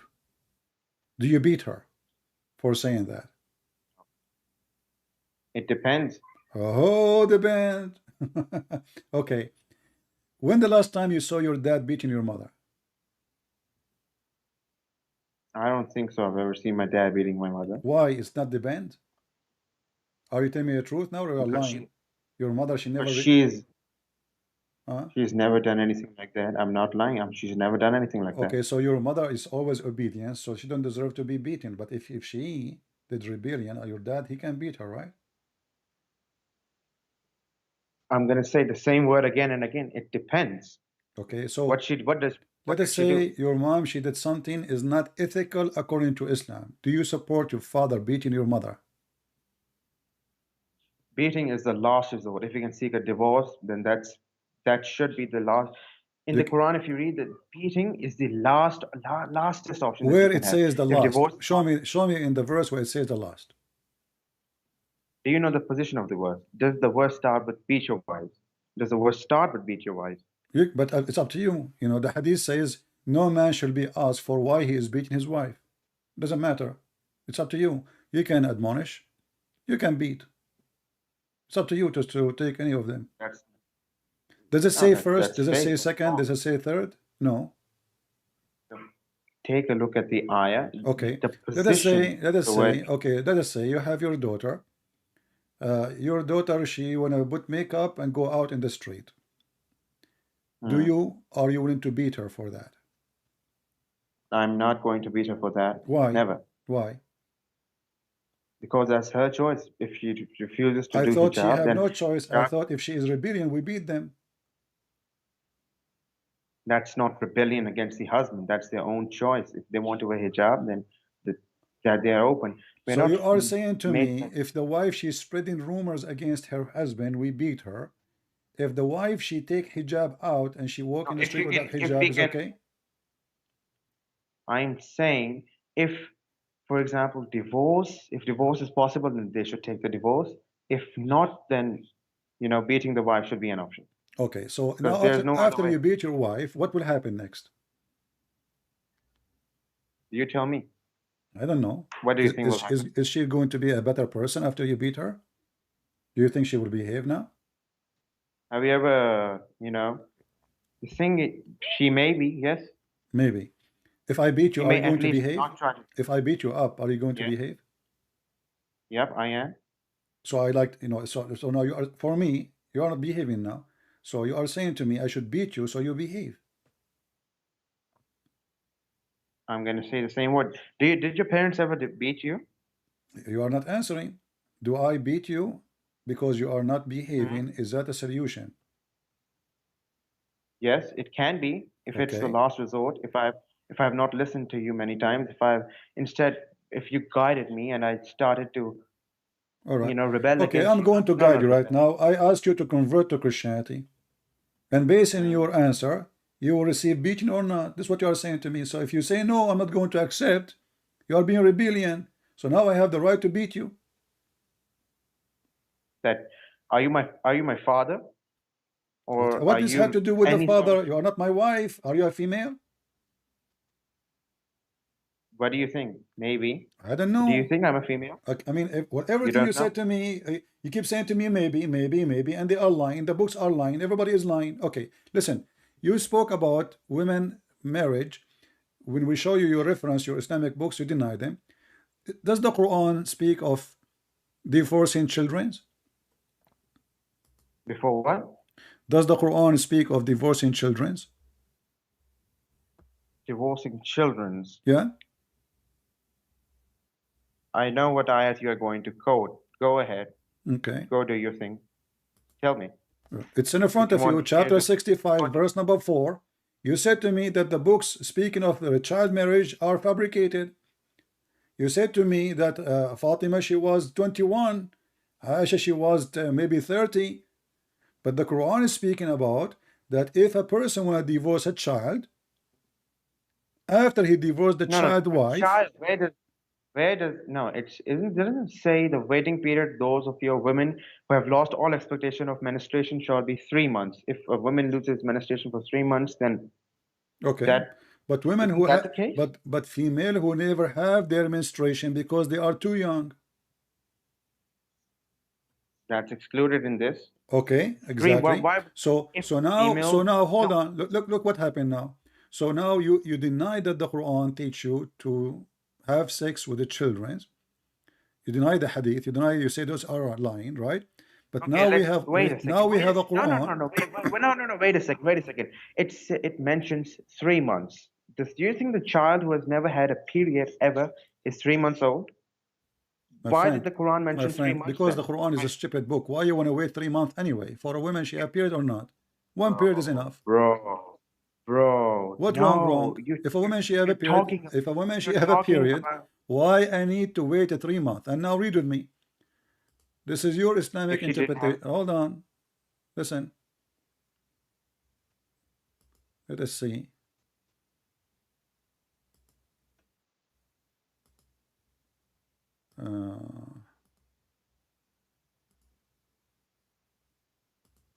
Chapter 65, verse number 4. It says, you know what? I can show you Ibn Abbas. You are a Shia. The Shia, they worship Ibn Abbas. Let us go to Ibn Abbas. This is from the what? family of your Prophet. Ibn Abbas is Okay, from the we family worship. of your Prophet. This is Ibn Abbas tafsir. It says here, and what about waiting period for those who do not have menstruation because of they are too young? Do you see it? Okay, let me listen to me. I have already read the verse now. Do you know how to read Arabic? No, I do not. Pull up the verse again. I'm Okay. from Pakistan. The word used. Okay, thank you. The verse refers to the waiting period until, if you know the Arabic, the word idda. Idda is used, which means women, who are by definition What adults. the word So where what our is the word children is? What is the word mean? idda, Yeah, meaning women. idda Or mean idda is used for idda mean women. idda is used for divorced women. Idda mean women. You said. Yeah, Who is idda the is used for who women. is the donkey? He told you that. I am reading an interpretation right now. You said idda. The word idda mean women. Yeah. I'm saying to you, who is the donkey? He told you that. Idda mean the I'm count. reading an Idda mean the count. I am an Arab. So you want to teach me Arabic now? Idda mean the count. So the count is a 3 month. This is what idda mean. The period they wait is a idda. You made the word idda the women, and you made the word women the month. Okay, does So it ever mention Read with the me. word? Read with me. It says here, what about the waiting period of those who do not have menstruation because they are too young? This is Ibn Abbas. Does it say? Ibn Abbas, you Muslim Shia, you worship him. We worship Ibn Abbas. Who told you Yeah, that? he is from the Which family of donkey? Muhammad. Don't you say you believe in Ahlul Bayt? We do, yes. Okay, this is guy from the Ahlul Bayt. Is the cousin of Muhammad. Yeah. Okay, so Yeah. he is saying because they are too young, this is why they don't have their period. Okay. Yeah. Okay, I'll accept that. So do you That's agree? what you're So saying. now you accept that. Thank you very much. So is it ethical to have sex with the children? No, it is not. But you accept Children, that. no. You just said you accept that. You are divorcing them now. So when you marry them when they are infant? That wouldn't be applicable in the real world, wouldn't it? Well, this is the real world. This is your Muslim. This is your practice, and this is your God. So are you saying to me, your God, he gave you something not from the real world? He's talking about divorce. This is the chapter of the divorce. The name of the chapter is divorce. So now we are talking about divorcing females, and one of the case of divorcing is divorcing the children who they never have their period because they are too young, not young, too young. Yes. Okay. Does the Now Quran? what Okay. Al-Khomeini, he Wait is a a second. Shia like you. He is the founder of the Islamic government of Iran, the founder of Hezbollah. He said in his book Tahrir al-Wasila that you can have sexual molestation with a child even if she is an infant. No. What if I show it to you in the I screen? don't care. No. I don't care who he is. I don't care if he's the governor of the world.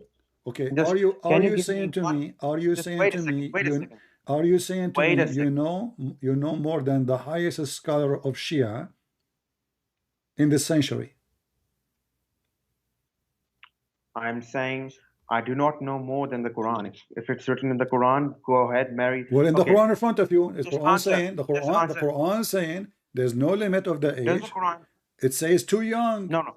Why didn't have their period? They are too young. Does the Quran give me a verse that says you are allowed to marry children? Give It's me a in verse. front Is of there a you. verse We are like talking that? about divorcing them. So you Muslim, you divorce them before you marry them. No, that's the case. At that time, what if, let's say, some parts of the world, someone married a child and then they knew it was not legal and halal, and that's the thing that's written here. What's a regal halal? Does You the- know, what are you talking about? Listen, this is Al Khomeini. Let me show the book in front of everybody. Tahrir al-Wasila, Al-Sayyid al-Khomeini, volume number 2, page number 241. And here, problem number 12. It says, it is not allowed to do intercourse before the age of 9. You like this one? Does it say it in the Quran? No, this is the guy, Or not? Al-Khomeini, the big sheikh, Al-Khomeini saying, it's not allowed for a Shia to have intercourse with a female before the age of 9. Do you agree with that? Is that fine?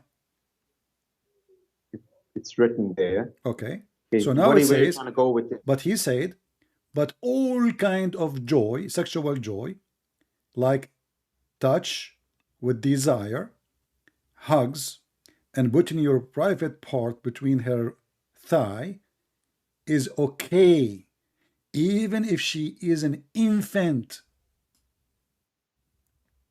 No, that's literally just made up. No, I don't know. Well, here we go. This is your Shia library. Everybody is my witness. This is Shia library. Here we go. I will put this in the top. Shia online library. Tahrir al-Wasila, Sayyid al-Khomeini, part number 2, page number 241. Let me zoom in so you can see in case you are blind. Do you see it? Now we go down here. Problem number 12. It says here, it is not permissible to have intercourse with the wife before she complete 9 years old, which means she is a wife now. So you marry her before that age. But before that age, you don't do intercourse. You do all kind of a play. So whether the marriage is permanent or not, because Muslim Shia, they have muta, and now we will go to the muta as long as we speak about ethic.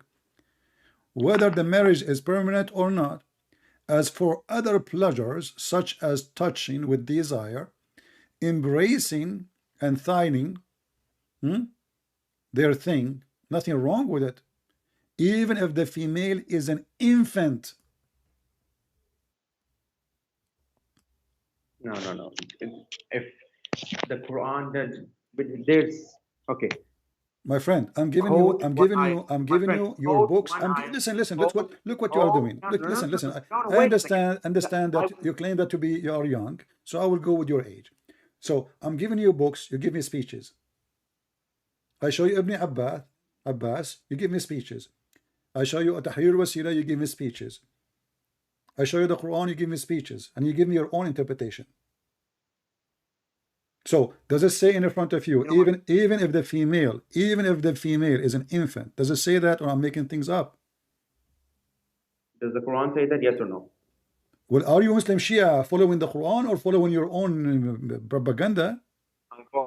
I'm following the Quran. This is the Shia. Is this guy your sheikh following the Quran or following who?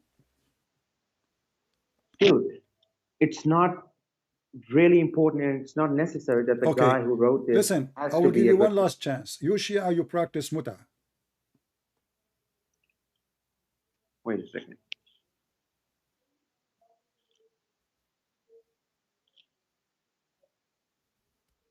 What?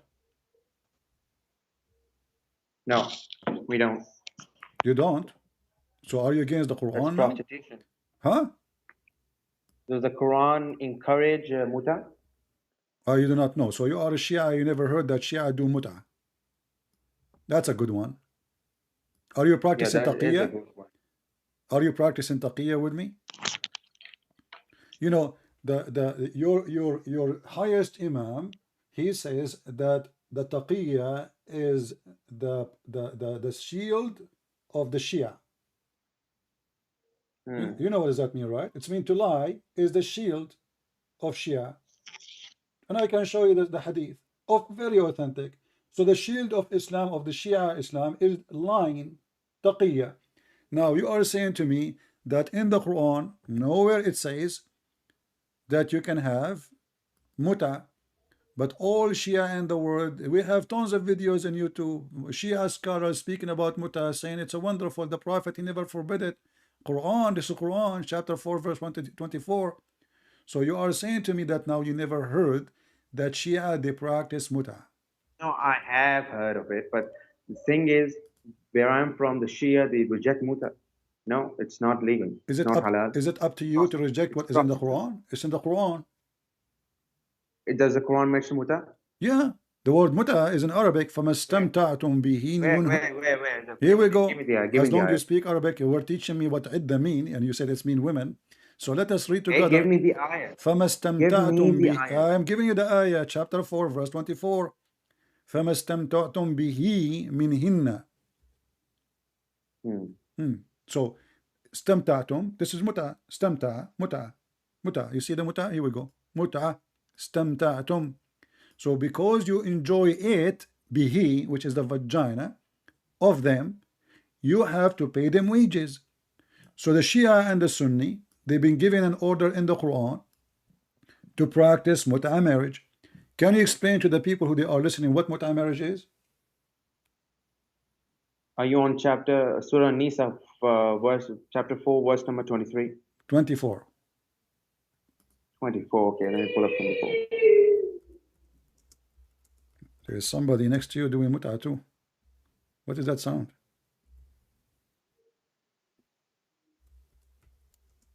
Okay, so let me read the translation.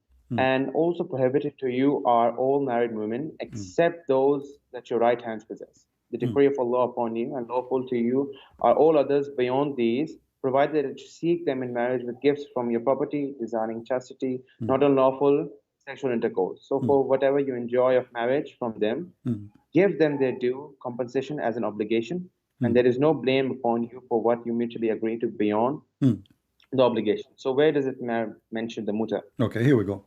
See, you keep denying. Every Shia knows that the muta is in the Quran, and suddenly now you never heard of it.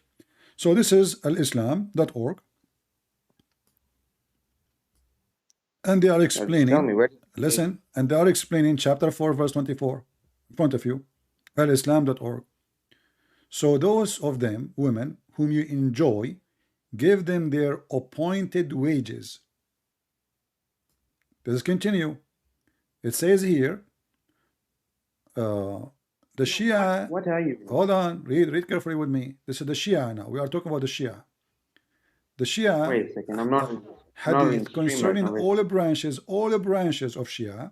In the word muta is employed in the heading of the sections of temporary marriage. They continue here saying. You will see here it says that muta is a kind of rental. In some work, special term applied to women who participate in muta. What are you even reading? Pull up Sahih International and just tell me, what are you reading? I'm reading I'm reading your website. Explaining the muta, chapter 4, verse 24. Stop lying. Pull up the Sahih. Okay, I want to do this with you. Okay, hold on. Can you give me a book? Explain the chapter 4, verse 24. Accepted by the Shia. I will put in the screen, and whatever the book says, I will accept.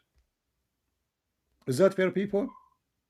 You give me a name of a book, Shia Tafsir, for chapter 4, verse 24. Can you just read the translation of the ayat again? Let's make it short. Can you give me one Shia book? Just one. One Shia book of your choice for chapter 4, verse 24. I will put it on the screen and in front of everybody. Whatever your Shia book, the one you give me, explanation for chapter 4, verse 24, I will put in the screen, and I'm not going to discuss with you no more. I will read exactly what it says there. Do you accept the challenge? Wait a second, let me see.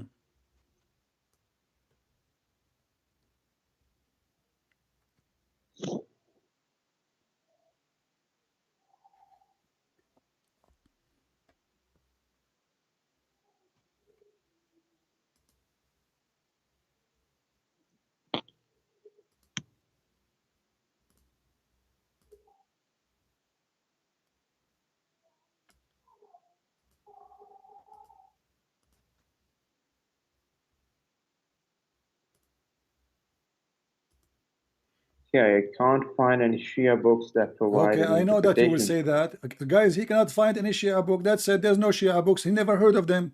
Well, this is Ibn Abbas. Marrying women to an agreed period of time. Zawaj al-muta in front of you. This is Ibn Abbas, the cousin of your prophet, and you Shia worship him.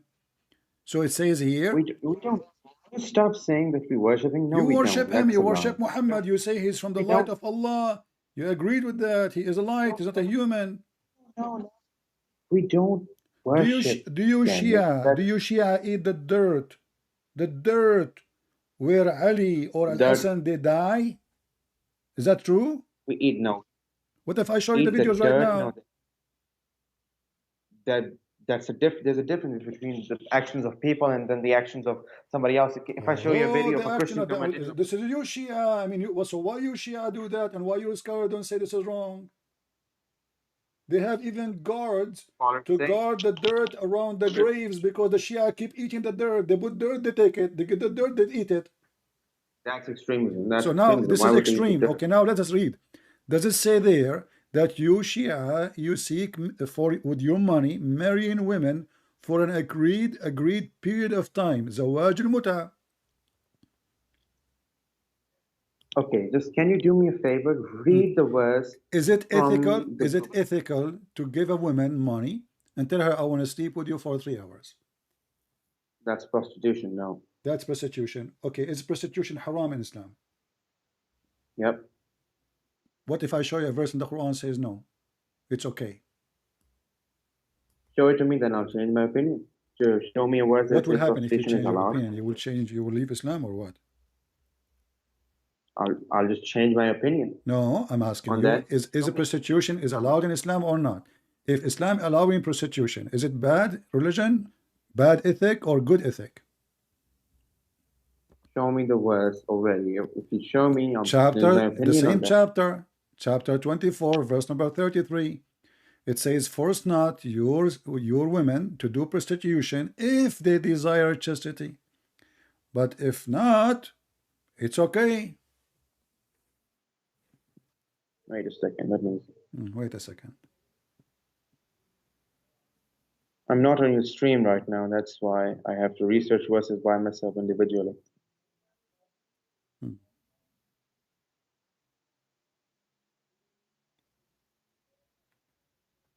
Remember, you are the one who said that muta is a form of prostitution. Did your prophet practice it? Did he? Did he? I do not know. Can you tell? What do you mean you do not know? Is your dad there?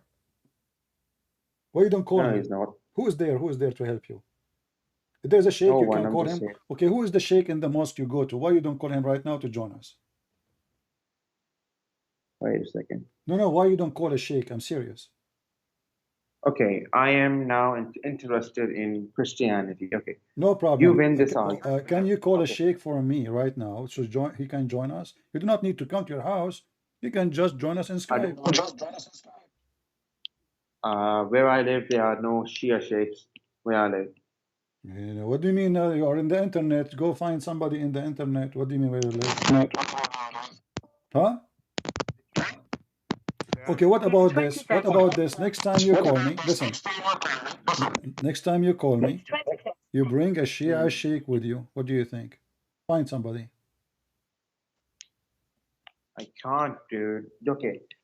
Can you? Okay. I accept my defeat. My lack of knowledge is clearly not enough in front No, of it's your not research. about. Okay. I'm not here to defeat you, my friend. I'm here to show you the truth. What defeat? We are not fighting. So I'm asking you now. Okay. Is it true? Is it true what I showed you on the screen, or I'm making things up as those are my websites? You have what you have showed is correct in your own way, but clearly there's a deeper No. meaning to You this. see, you are playing with the words. You are just being a deceiver now. Correct in my own Not way. What does that mean? Is that your website or my website? correct in my own way. I'm not saying what you have said is your research and it has to be correct, and there has to be a deeper meaning to this instead of what you just When showed Ibn me. Abbas, he said, this is about marrying women for a period of time. You pay them I'll ask wages. somebody. Is he lying? Does the Quran reject prostitution? Yes or no? No, the Quran agree with prostitution. Here we go, chapter 33. I just showed you the verse. What's wrong with you? The Okay, Quran chapter 33, says, the Quran says, if you don't force them to do prostitution, if they desire to be chaste, if they desire, which means if they don't desire, it's okay. And if you force them, it's okay too. Allah is all merciful. Wait a second.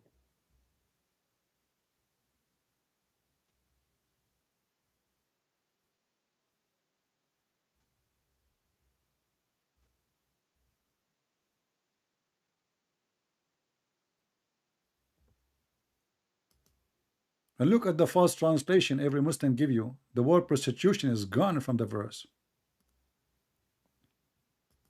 They just took it off. You have to change the translation. Here we go. And force not your maids to prostitution if they desire chastity, in order that you make gain, which means money, in this life. But if any one of you compels them to prostitution, then after such a compulsion, Allah is forgiving, the most merciful. Between two brackets, those women. What do you mean forgiving the women? But they did not do anything wrong. You are the one who forced them. So now we have a condition. If they disagree to do prostitution, you are good to go. If they disagree, still you can force them, and there's no penalty for Muslim doing that. Allah is all merciful. Okay, so what's the point you're trying to make here? Let's get to the point. The point is, your prophet is a very bad ethic man. He's a pimp. He's teaching Muslims to be pimps. You can open a pimp house now, legally, officially. Then why is intercourse before marriage made haram if he's trying to be a pimp? Not with a slave. You can have sex with a slave before marriage. Those are slaves. No. What do you mean? No. Hold on. Listen. The Quran says, the same chapter, you can even have sex with women who they are married if they are slaves. Don't you know? Okay. So you can have sex with them. Chapter 4, verse number 24 says, it's forbidden for you. Listen. It's forbidden for you, married women, except those who they are your right hand possess. So you Muslims, you have a very good ethic. You go and sleep with women, she is married, but to a slave. So what do? You sleep with her. If she is a slave and she agrees, then sure. What do you mean she agrees? Where it says she agrees, it says no. You see, if a Muslim man, he is horny, he can have sex with all women except married one, unless they are slaves. So you are saying to me now, slave women, she agreed that you will have sex with her when she is married? Wait a second, I'm pulling up the ayat. Okay, just go, man, just go. I give you more time than you deserve. Next time, get your sheikh to call me. All right, get me someone he can be, I mean, practice taqiyya better than you. Man, oh man, let us see this guy, another guy.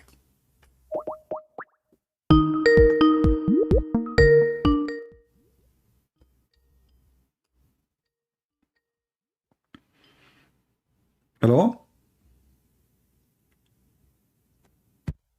Hello? Must be he hang up. All right. I mean, do you see this is the ethical religion. You can rent women. And that, look, it says this is their definition. Imagine, this is their website. This is the ethical religion. Special term in some work, special term is applied to women who participate in muta, mustajara. Mustajara mean rented or rented women. Muta is considered as a kind of rental. It's kind of what? It's a kind of rental. Because in general, a man basic aim in this kind of marriage, they call it marriage, can you believe it? Is a sexual enjoyment of a woman. So what is the purpose of this marriage? To F the women, excuse my language. And then in return of this enjoyment, the women receive certain amount of money or property. But this is a prostitution. So the ethical Muhammad, he legalized prostitution even for a free women. Slave women, they force them. Free women, they can do it by choice. You want to get paid? Take off your pants. You see a woman in the elevator, you say to her, hey, how much you charge me for 10 minutes? Even the Sunni, they practice this, by the way. But the Sunni, they give a different name. There's a video of Mimi Hijab, if you remember. And Mimi Hijab was speaking about that Muslim Sunni, the Salafi ones, they practice, you know, 5-minute marriage. I'm not exaggerating. He's the one who said that.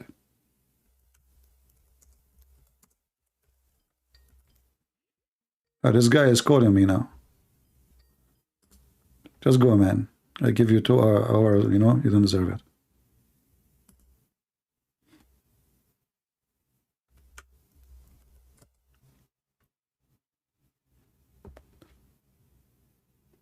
This is Mimi Hijab. Explain how the Muslim Sunni, they practice the same as the Shia. The difference is they give a different name.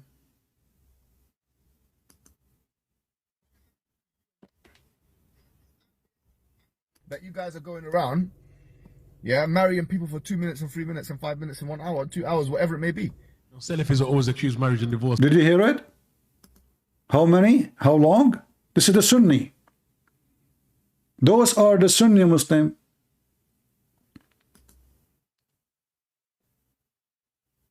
They marry women for 2 minutes, 3 minutes, 4 minutes. This is not Christian Prince saying the 2 minute. This is your Mimi.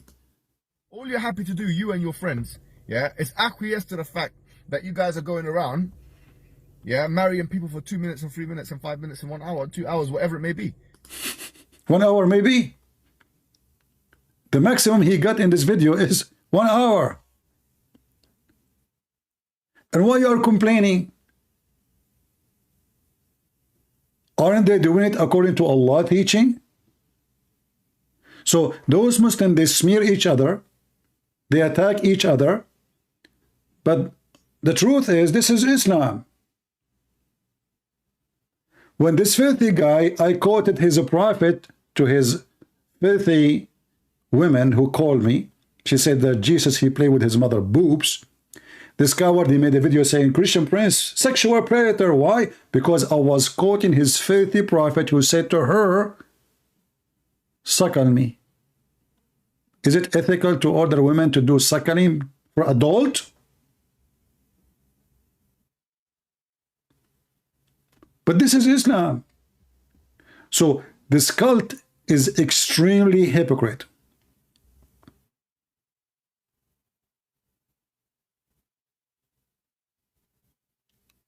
They do everything against God teaching, but they claim to be people of God.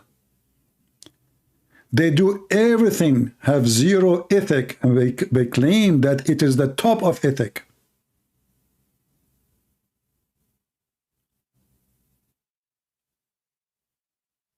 They claim that non-Muslims are najis. What najis mean? Filthy.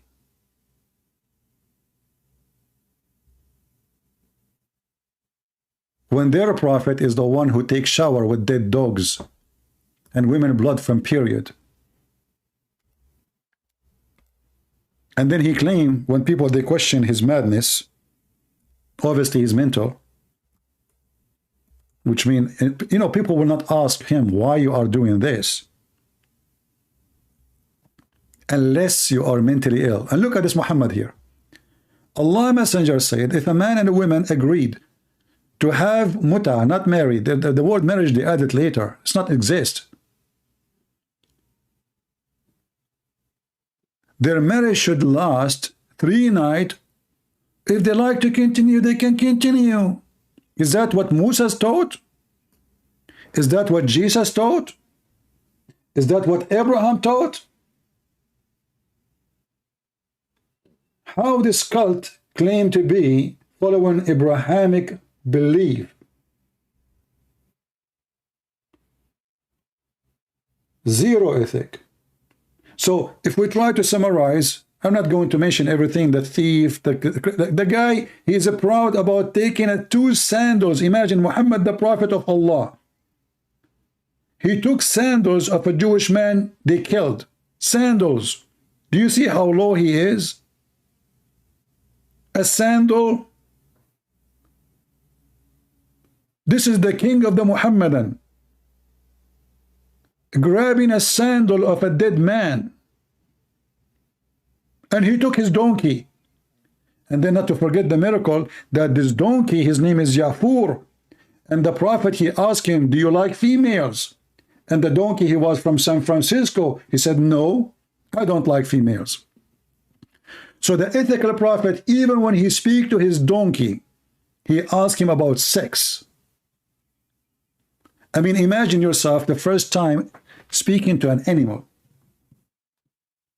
Let us say if that is possible. God gave him that ability, no problem. The first question you asked your donkey, do you like sex? Do you like females? I mean, what kind of a question this question is?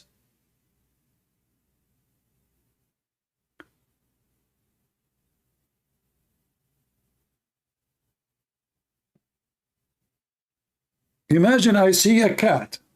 First time I'm able to communicate with the cat in her language. And by the way, Muslims, he spoke like a donkey, Muhammad, or the donkey spoke Arabic?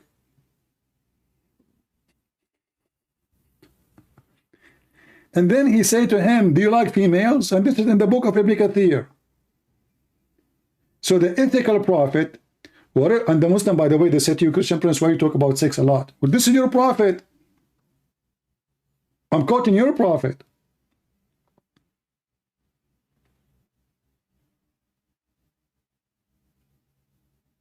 And he asked the donkey, do you like female? And the donkey like, no, I don't like females. What the heck, surprise? Why, Yafur? A female, she broke your heart?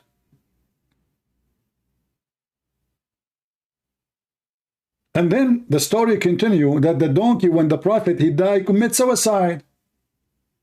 He went to an empty well of water and he jumped inside and he killed himself.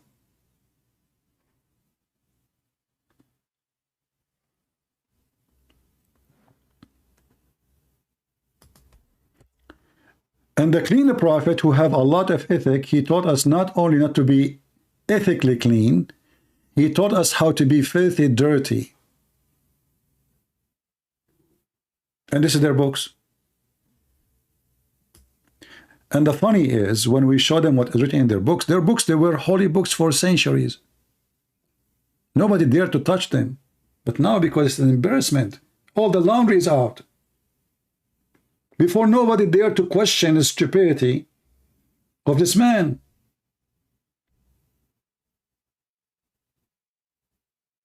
Now, the easiest way to get out of this, we say, oh, this is a false story. But there it says Sahih. Look, in Arabic here it says Sahih. Sahih.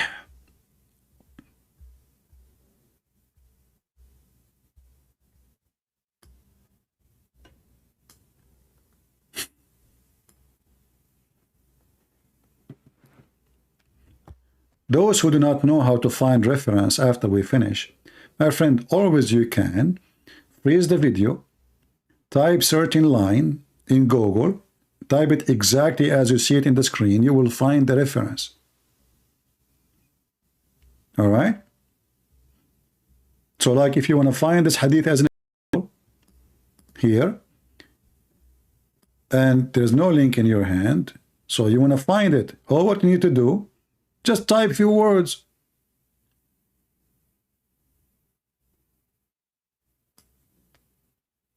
Like here you can say, which was a well into which menstrual clothes, dead dogs, and stinking things were thrown. Type this line in Google, you will find the hadith right away.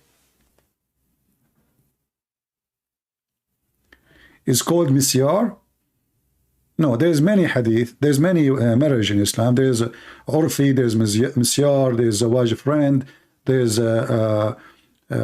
many. If you read my book, Sex on Allah, you will find there's tons of them. And they add more. Like as an example, if you are, there is travel marriage. So a person, he want to go and study, let us say, in Ukraine, a Muslim. So what he do, he's allowed to marry a Ukrainian woman, Muslim or not Muslim, until he finish his course. When he's done, he say, bye-bye. I married you during the time I'm studying here. I'm here for 6 months. This is called travel marriage. A person going to stay for a week, let us say he's going from Saudi Arabia to Indonesia. He want to stay there for 2 weeks. And their logic is, to avoid him being tempted, he will marry a woman for 2 weeks. It's called travel marriage. There's other marriage called zawaj friend.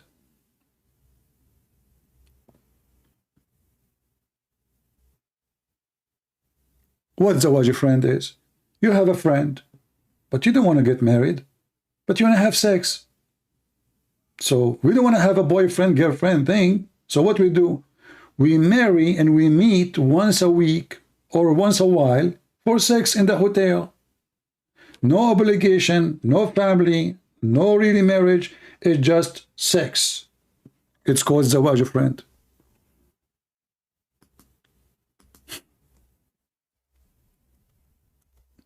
Friend with benefit. They call it zawaj, which means marriage. They have offices for it. They have sites for it. Zawaj friend.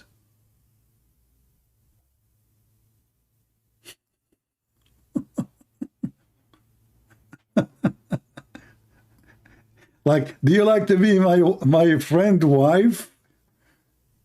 You know, we don't have a really marriage. It just, so if they get us busted, we are married. We go to the hotel, we do boom boom, you go home, I go home. Marriage. So what Muhammad he did, he changed the name of every evil, for he have zero ethic. So fornication became marriage, prostitution became marriage, theft became booty, cheating became a truth, lying became a way and a shield of God, and women giving themselves to the Prophet because they love Allah.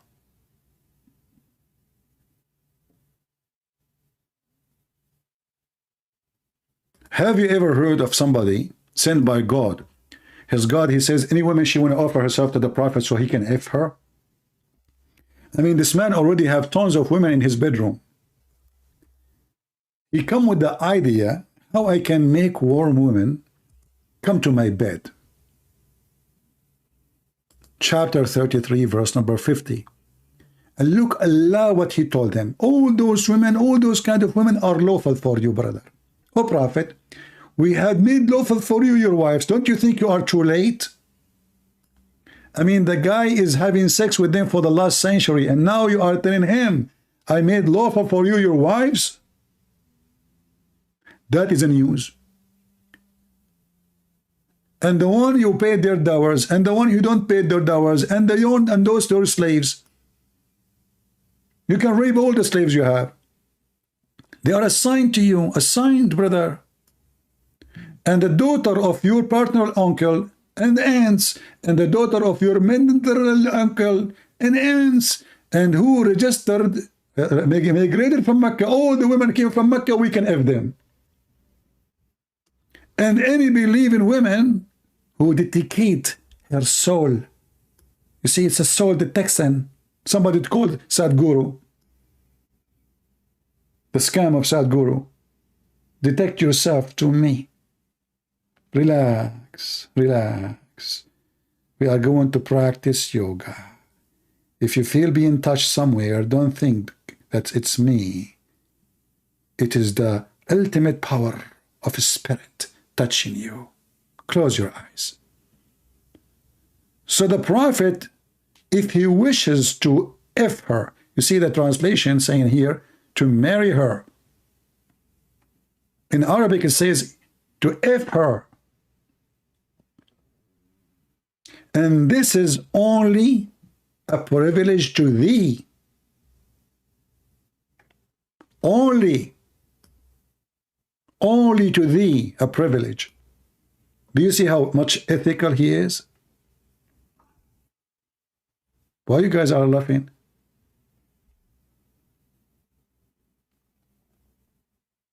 I mean, the guy, his name is Sadhguru. He spent the day teaching us about how to accept each other. Why we don't accept each other? The problem of mankind that always we reject each other and we don't accept each other. So if somebody speaks negative against you, what do? You go warn him? Learn that you can receive and he can receive. And then I made a video about him, laughing at him. He reported me to YouTube in less than 15 minutes. So he spent the day teaching people about how to accept each other, and the coward, he filed a complaint to YouTube of copyright. And now we understand why his name is Sadhguru. You know, so all those scam, you know, they do the same. They speak of themselves, they are so good, but in reality they practice the opposite. This guy, he speak about how the poor can live happy, but look, go and see what his children are. Go and see what kind of villa he live in. How you can be poor like a tree in the field, and the grass around you. You have nothing, you own nothing, you have no roof, but still you can be happy. Thank you, Krishna. And then we go to his house, we find a big villas, the most expensive cars. The guy, he fly in a very expensive airplanes. He don't take a seat like us. But he want to school you about how to be poor. Do you know the movie is called The Love Guru? Even we changed our topic. We remember The Love Guru. The Love Guru is a comedy movie, right? But it's an example of the scam. How they play with the mind of the weak. You know, there's people, they have weak mind. And when you are weak in mind, everybody can play with you.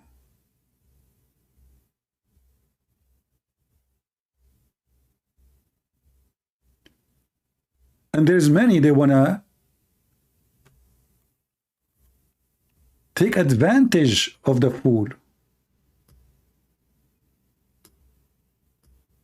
The weak-minded. And when you have a vacuum inside you, there's many people want to take advantage and fill that vacuum.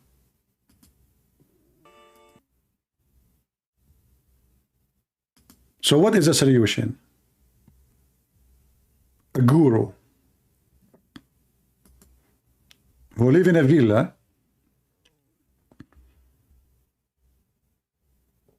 have a fancy life, and then he school you about how to live happily without money.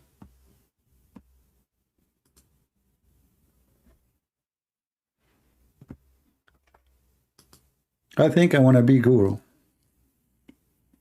very soon.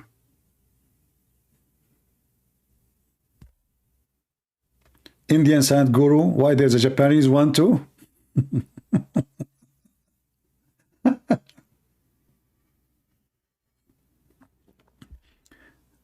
I think the gurus are exist everywhere, especially if they have a cross eyes. Do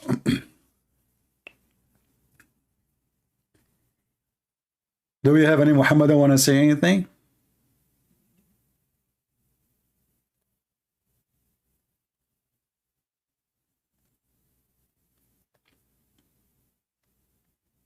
And you know, this is how actually you see, like when I went in Asia, I saw many of those white European, they became the followers of guru. If you ask yourself why those people, I mean, why you don't see African doing that? Why you don't see Asian doing that? The majority is foreigners coming from Europe because they are empty. They are lost. So anybody can tickle their brain with some kind of words and philosophy. They are driven to it. So now let us do yoga and self-focus. Actually, we are sick of self-focus. The whole world is self-focus. People are homeless because we are self-focused. We have war, people killing people because we are self-focused, because everybody is greedy. We do not want more greedy people. This yoga is not really something good. I agree with the sport, any kind of a sport. But this yoga is evil. It's teaching you how to focus on yourself, how to be selfish.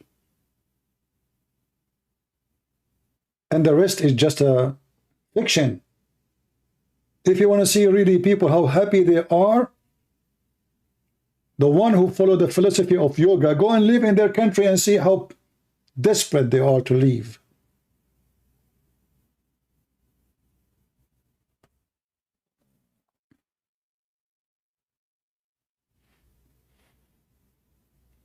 Go and see the sadness on their faces. Those European, they are totally lost. Any new idea, just bring them an idea, anything. Speak about philosophy, speak about supernatural power.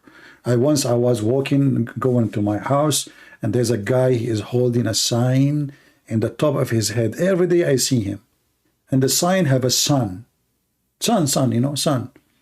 And he's wearing like them, you know. He's holding the sun. So I said, who is that? You know? He says, this is God energy. Actually, in my last trip, somebody was driving the car, taking me to a place. And he said he believed in happy energy. He believed in energy, good energy. I said to him, good energy can kill you. He did not understand in the beginning. So I explained to him again. I said, isn't it electricity good energy? But if you use it in the wrong manual, if you don't look at the manual, the same good energy can kill you. Don't worship energy. You are just a foolish person who do that. So I told him, good energy can kill you, yet it's good energy because you are following the wrong manual. So God, he gave us energy not to be worshipped, but to live.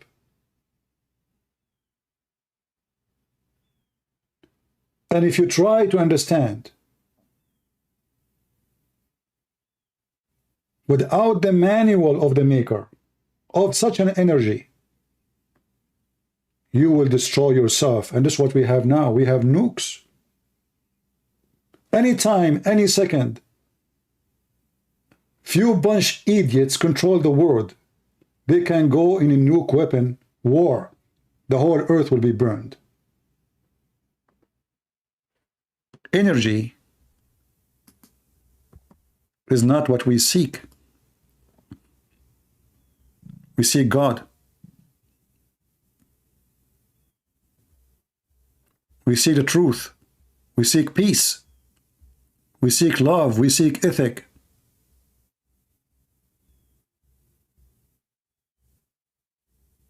You follow energy, you will get it. And you will die with it. So I say to the Muslims, your prophet, he have energy for everything in the bedroom. Even when he go and do jihad, it was energy for sex. He said to the Muslim, go, let us attack the Roman so we can get the blonde girls. What kind of energy? What kind of ethic? Even when he go to his own son to visit him, he flirt with the wife. The Muhammadan, they claim that Islam is a way of life. I say to you, my friend, Islam is a way of death. For Islam make you addicted to your lust, to evil, to do what is not right. Yet you give it good title so you feel happy and you kill your guilt. Having sex with the children cannot be from God. Even animals don't do it. But what you do, you call it marriage to justify your evil. Beating women because they are weaker than you. What do? You are teaching them ethic to justify your act. You marry one and second and third and fourth. And what do? You say, Allah, allow me. But the question why one is not enough. What is missing? And why you want to have more? Are you a goat?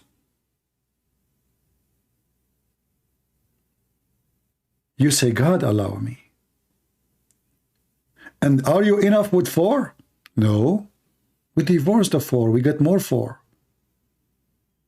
As long as we have money, Allah, allow me. So Muhammad destroy the single cell of life, which is families, the family value. He destroyed the honesty of the children. He made them sex object. He destroyed security of the world. He made the whole world is a field of war and slavery. Not to forget to mention how he insulted the black people, how he claimed that God created them to go to hell. Zero ethic, racist. And even when the Muslim, they speak about how pretty Muhammad is, they don't speak about how pretty his ethic, they speak about him as the white man. There's a video on YouTube called The Description of the Messenger of Allah. And the man, he started crying when he speak about how a man, he went in the middle of the night and he look at the moon and he look at the prophet and he look at the moon and he look at the prophet and he look at the moon and look at the prophet, and each time he look, he says, who is more handsome?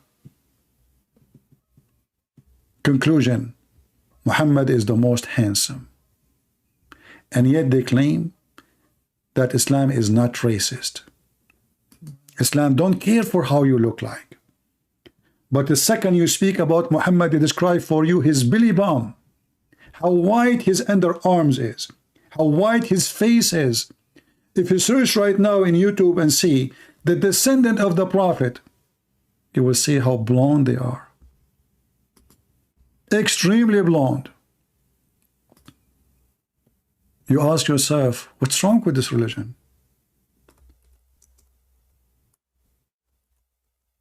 What will happen if the descendant of the Prophet, they were not white? Is that a bad effect?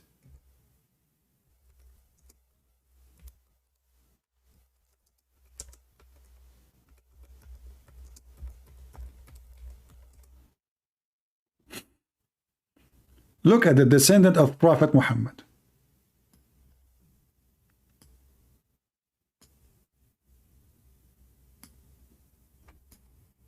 This is the last thing we will show you before we go for today.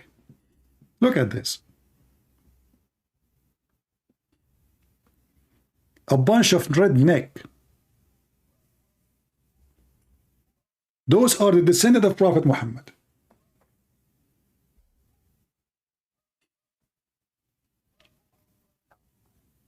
And I guarantee you, none of them have to do anything with Muhammad. It's just another scam. But they will not accept you to be a descendant from the Prophet, truly descendant, unless you are blonde.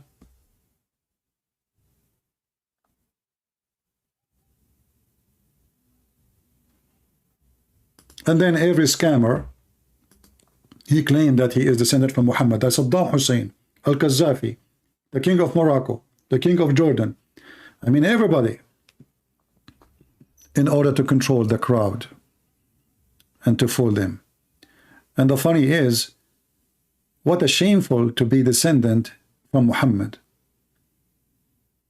I would prefer to disappear from this earth to claim such a thing, for this is not an honor. This is disgusting. I mean, even the Sultan of Brunei, he claimed that he descended from Muhammad. What did the guy have to do with the Brunei? Even the Queen of England, they claim that she descended from Prophet Muhammad. I mean, who's left? Who's left? Queen of Islam, Elizabeth, related to Prophet Muhammad, brother.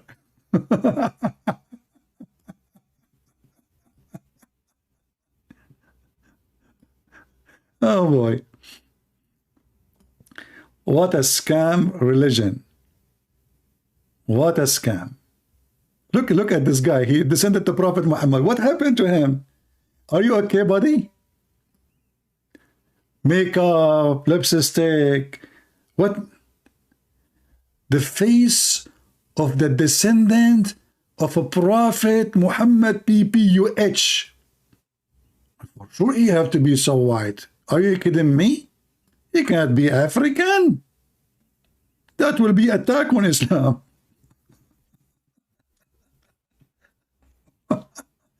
Anyway, I hope today we have a good time, and let us make it 20,000 very soon so we can go live again. Share the link with your friends, leave your comment, and don't forget not to support us by at least making a comment. At least, you know, people are so cheap. So cheap. Even a comment is costly for them. So I want to say thank you all, everybody. And remember what the Lord, he said, from their fruits you shall know them. Not from their faces, not from their looks.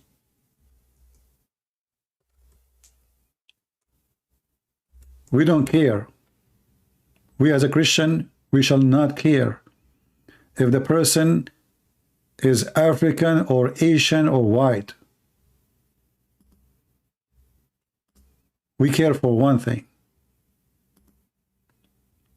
The fruits, my friend. The fruits.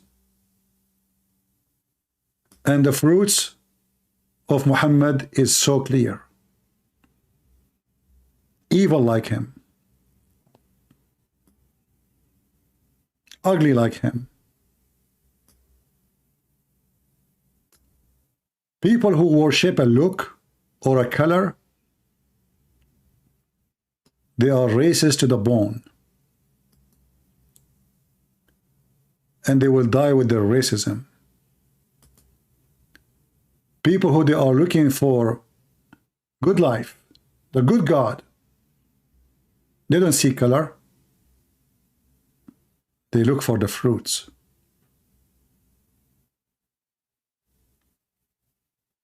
If God, he sent me a prophet, he is a black.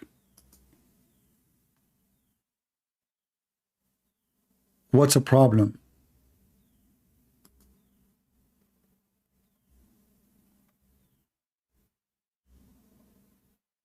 If God, he sent me a prophet, he's an Asian. What is the problem? There will be only a problem if I am a person who care for the look and the color.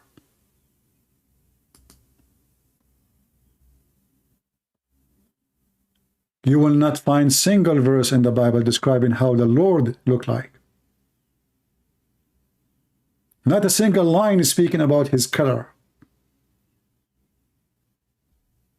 Not only the Bible says with him, which means the Messiah, there's no Greek, there's no Hebrew, there's no free, there's no slave, for all is one.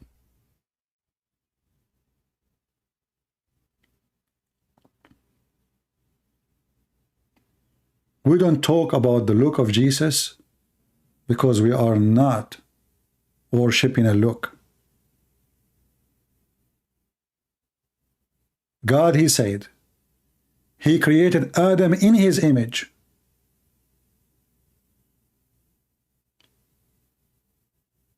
He did not say he created Adam as white or black or Asian. He said Adam.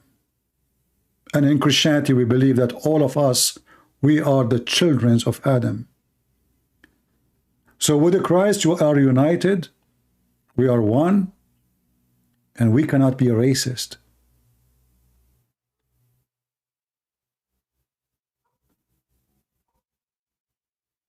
I will judge your fruits. I'm not judging you. I'm not God. I judge the fruits. From their fruits, you shall know them.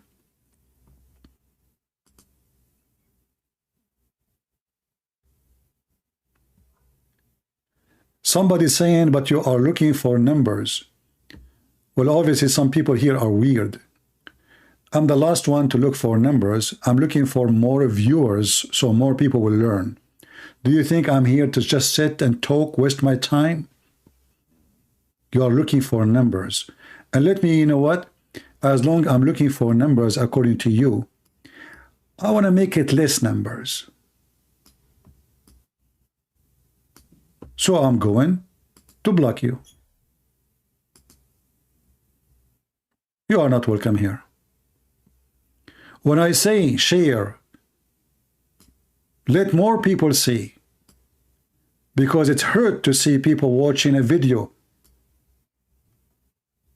Candies around the world, they have 335,000 views in one day. And they are speaking about what? Candies. Here we are trying to save the life of people. And what do? You complain because we are asking you to share. So we do the fight. We risk our life. We get death threat every day. And you complain because we are asking you to bring more viewers. And as you see my videos, they don't make money.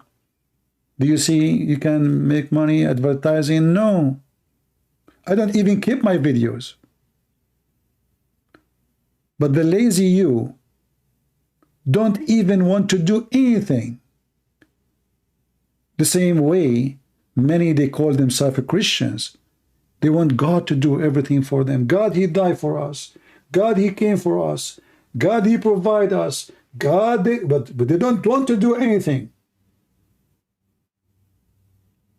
They are like a sucking worm. The worm who sucked the blood. And they never have enough of it. And the second you ask them to do something, they complain.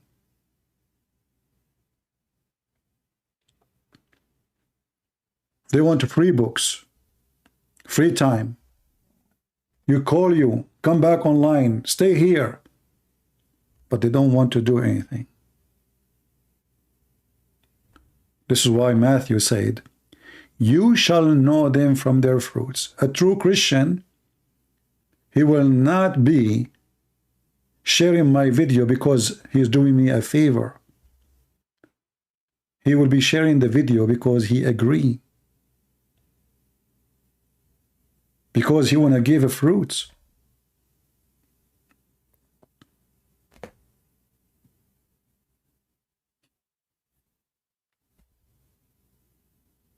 They want to have everything for free.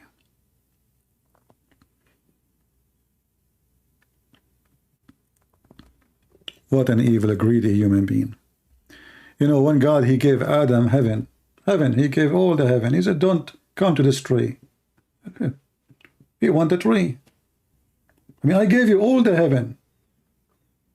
Go do whatever you wish. All the heaven is yours. He wanted the tree.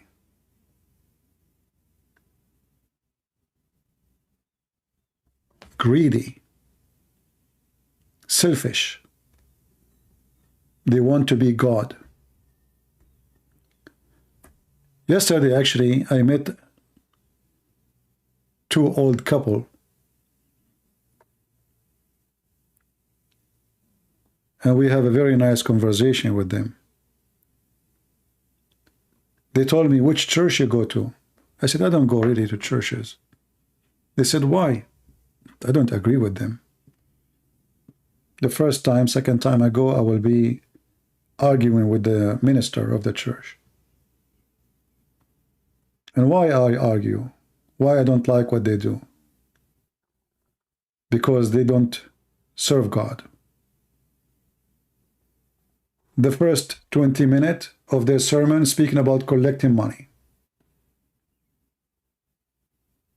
The last 30 minutes is about collecting money.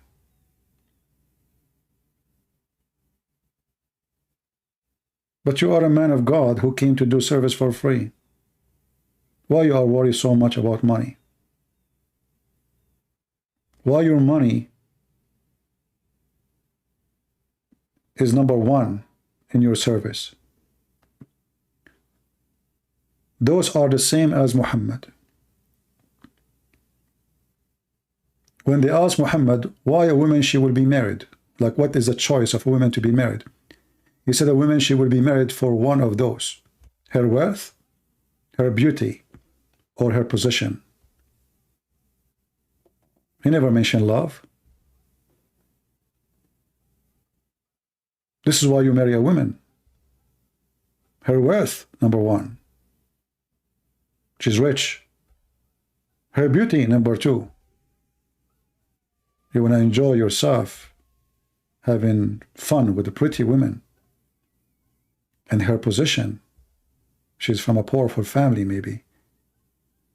He will get a higher in rank of society. But he never mentioned love. We as a Christian, in our relation with Jesus, is based on love, not on money. Christ is not a business.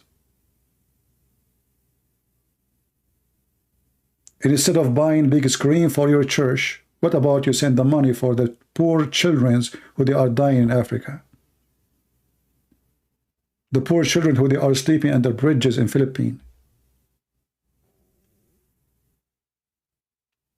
Why we need big screen TV in a church? Jesus never had one.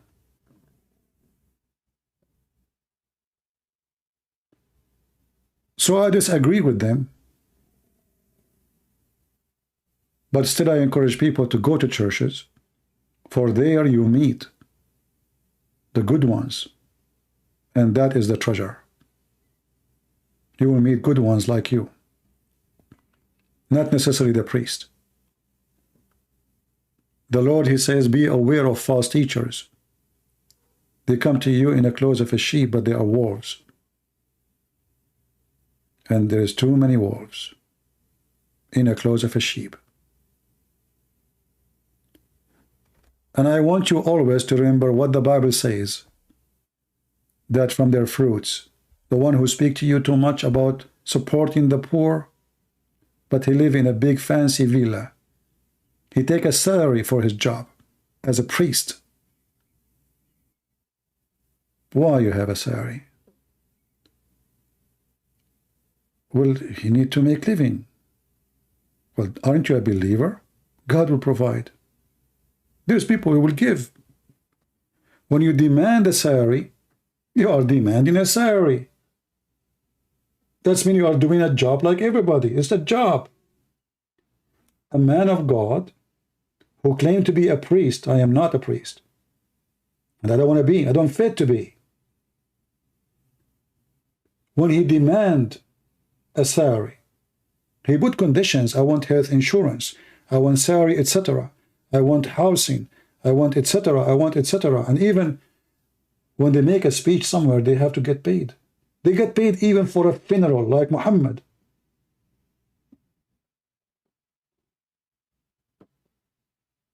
Even in death, they charge you. So Christianity, my friend, is not a priest. The priests, they don't present Jesus. There's many of them, they use Jesus. So you have to be vigilant. You have to be careful. You have to be smart.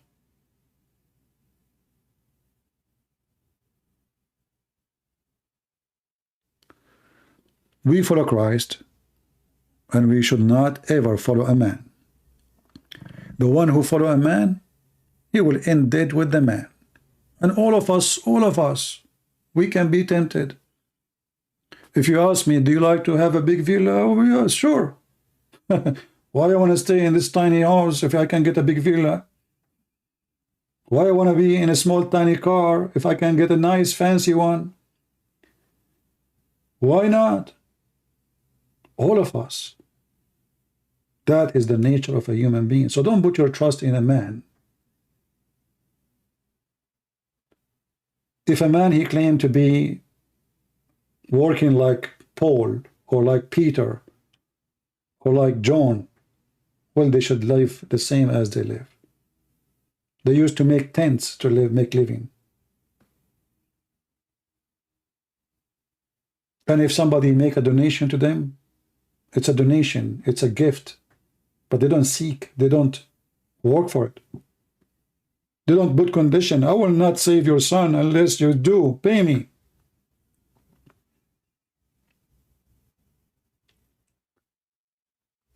So my friends,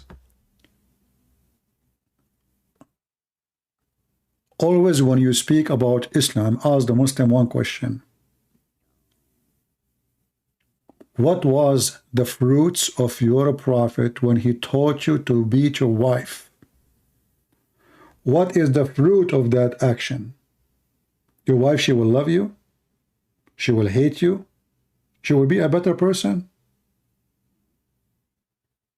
Or you are going to damage her physically, mentally, spiritually. What is the accomplishment? What is the fruit of allowing having sexual relationship with the children?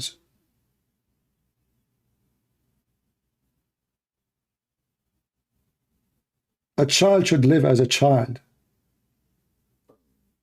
And this is why you see many of those Muslims who did not live their childhood, when they go to different countries, have some freedom, they act weird. Because they've never been children. They've never been allowed to be children.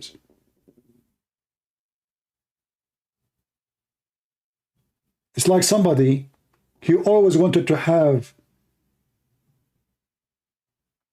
a nice fancy sport car. He wanted to dress nice clothes, but he could not do that when he was a teenage. So when he became 70, now he can afford it. So suddenly he's driving open Corvette. And his wife, she is 80, she is wearing short skirt, as if she is 17. Because they could not live their life when they were teenage. They are teenage again. When God, he created us, he made us to live in stages. The child should live as a child. Otherwise, he will be child later. And he will be in trouble for being a child later. The adult should be adult and act like one when he is adult. The old, the very old, should act like a very old. Otherwise, he will be a teenage again. Every stage in life exists for a reason, and every stage in life have a fruits. And your fruit when you are older should be even way better from your fruits when you were younger, even though people think the opposite. Because now the inner inside you is cooked with wisdom, mixed with experience, lived a long life. You learned a lot. So now you should know how you can make better fruits.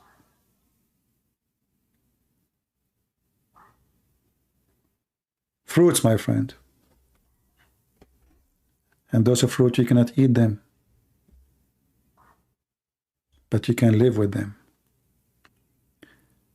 And if you want to compare between the devil and God, you can compare between Muhammad and Jesus.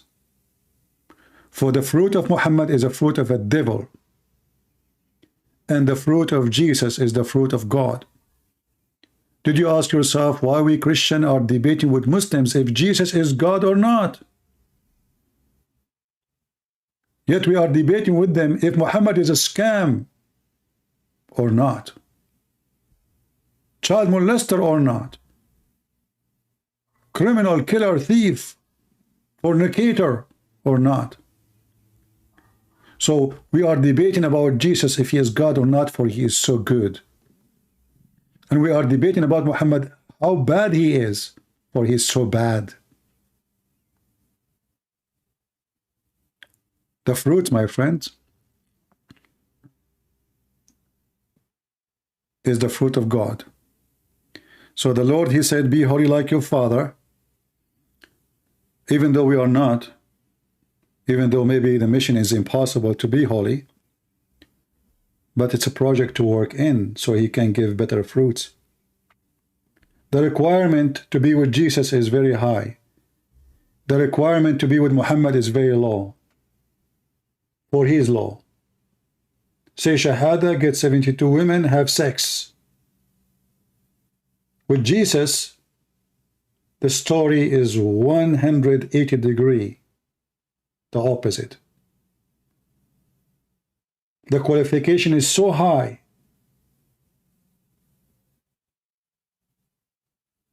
For he is the High Lord. He wants to have the best of you. He is merciful, he is forgiving, he is loving. But in the day of judgment, you will be judged by your fruits. I want to say thank you all for being here. May the Lord bless you. And we will see you soon again. And I hope you guys, you will share the videos with your friends, download them before we take them down, as you know. And there is a female lady, actually Muslim, sorry. She's asking why Jesus can be God. Maybe the coming video I will talk about it. And if she would like to call us, I will be happy to have her. But I want to say to her, I guess today we answer some of your question about how Jesus can be God. For he's holy. He's perfect. Right now, as we speak, he's in heaven, even for you as a Muslim. Jesus in your Quran can create from the dead, can resurrect people from the death. Who can do that? Save God. He forgives sin. The Quran says, who can do that? Save God. Jesus can make the blind see, not by giving medicine. Jesus can create from the mother bird, the Quran say. Who can do that? Save God. Even according to your book, Jesus is the creator. And you are asking me why you believe that Jesus is God? In fact, none of what Jesus can do, your God can do. Can Allah resurrect anyone? Show me. Prove it. Muhammad, his children, they die one after one. And they're still dead. Jesus, he resurrected many. The Bible says that there's no book can write all the miracles of Jesus. No pages can be enough. So when we speak in the Bible, we say, Jesus, he did this. He made the blind see. He healed the leper. He did this and that. We are not describing really what Jesus did. Because if I describe what he did in details, there's no book can describe the miracles of Jesus.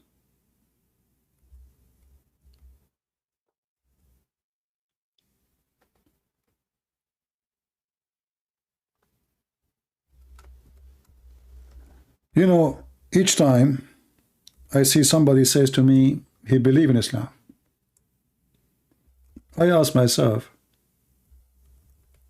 how in the world any human being he can accept such a thing? A person who has zero miracle.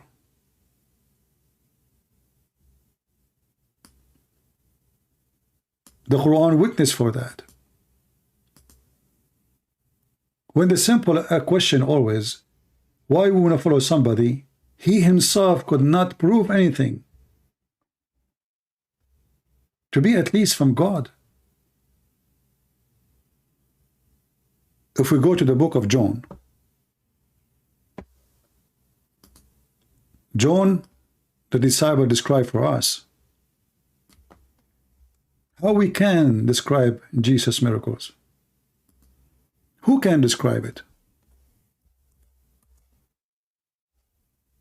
He said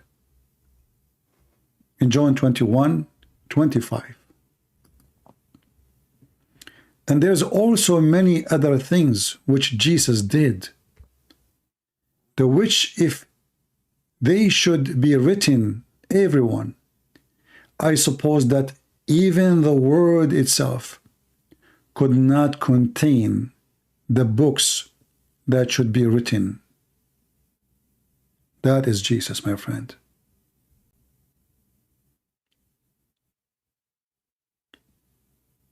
And this is why those disciples, they were willing to die for him, not to kill, not to get women, not to get virgins. They used to feed them to animals, crucify them upside down. Why? Because they saw an amazing person where there's no books can fit, even if the whole world is a page to write in it. Is not going to fit for the miracles of Jesus. Thousands and thousands used to go after him, and all they were healed just for attending the presence of Jesus. While Muhammad, he was himself sick, and he died sick. He died in vain.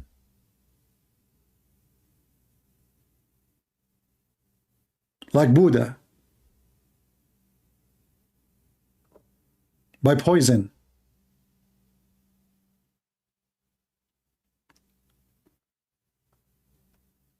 How we can leave someone like the Messiah and follow someone like Muhammad, who he tried to replace the Messiah by calling himself Muhammad, which means the praised one. This is the whole purpose of Muhammad. And actually, I believe somehow Muhammad is just a same person we mentioned about him before. He called himself a prophet Manu. You will see that the stories of Muhammad always they match with the story of Manu. That person, he tried to copy Jesus. He tried to be like Jesus.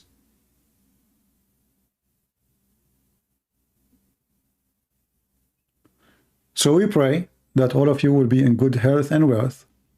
We pray that all of you will see the truth, will share the truth. We pray that the Muslims, they will open their heart and they will receive the truth of Christ. And they will not be under the influence of sexual promises. God is not a pimp, and he will not promise you to be a pimp. When we say from their fruit you shall know them, well, God gift is his fruits. So if God gift to you is a lot of women to have sex with them, that means this God is a pimp. His name is Satan. What I expect from Satan? To tell me you will be holy in my house? You will be like an angel? He will say to me, you will have sex non-stop. A lot of women. Little boys. Jewelries. Gold. Silver. You will wear silk. A river of wine. This is the Quran. If you don't believe me, check it out. This is the promise of the God of the Quran. When they asked Jesus, this woman, she will be the wife of who when she go to heaven? He said, he and she, they will not get married. They will be the same as angels. We don't have the same heaven. For the heaven of God is a holy place. And if God cannot make me happy in his heaven way more than my sexual joy, how he can be God anyway? The God who can create a joy, he can create always a better joy, fit with his house. So we will have a way better joy in the kingdom of the Lord. Have nothing to do with food, nothing to do with sex, nothing to do with money. He will free us from our needs. And that is the biggest gift. Imagine if you go, you do not need food to live. You do not need drink to survive. You do not need medicine to be healthy. Isn't it this is the ultimate gift? I'm sufficient. I don't need. In Islam, you are a slave of needs. You are more needy from the way you used to be before.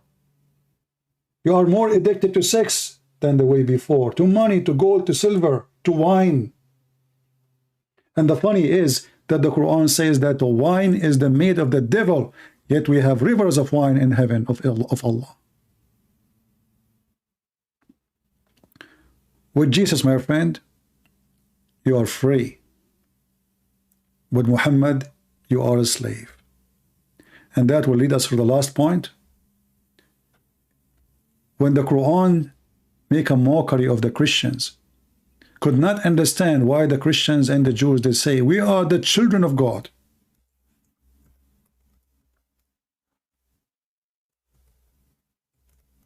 Muhammad, he don't want you to believe in such a thing.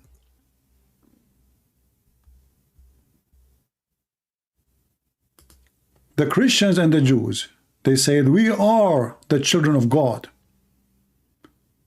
Say, why then he punish you with your sin? This is Satan. This is Satan. He don't want you to believe that you are a child of God. He wants you to deny him. He don't want you to appreciate his care to you. A child of God does not mean that God, he gave birth to me for he have sex with my mother. Stupid Muhammad. A child of God mean a person who received a gift of God. He received the Holy Spirit. He received the guidance. He received the promise. And he appreciate the Lord. So Muhammad don't want you to appreciate the Lord. He wants you to be a slave of Allah, not a child of God. And actually the Quran say clearly, Allah created mankind and genie for one reason, just to worship him. This is not what the Bible says.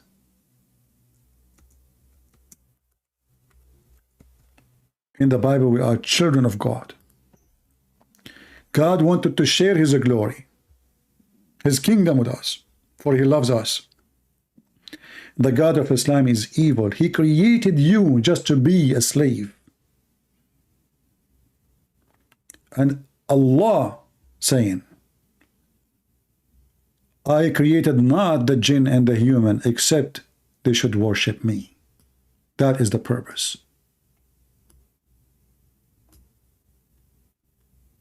That is the devil. God do not need worshippers. He's not lonely. This is why Muhammad, he said, if you don't commit sin, Allah will destroy you. And he will replace you with nation who commit sin and ask for forgiveness. The God of Islam is evil. He wants you to commit sin, so you beg for forgiveness. The God of the Christians, he wants you not to commit sin, so you don't ask for forgiveness. He wants you to be healthy, not to be sick. Allah wants you to be sick and beg for health. So we have totally the opposite belief. Totally the opposite. And when Muhammad, when he says things, it shows how stupid he is. Because if Allah is God, and he will destroy us if we don't commit sin, so what is the story of Noah is about? You see the stupidity?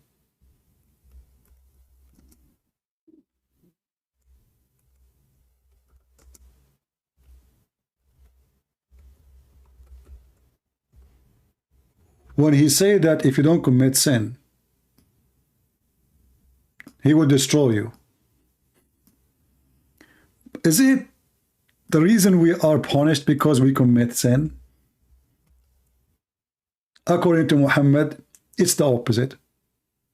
If you don't commit sin, this evil God, he will destroy you and replace you, which means this evil God is evil. He will not destroy you because you are being bad. He destroy you because you are being good. And that is exactly what the devil wants. He's saying them, be bad. Just ask for forgiveness.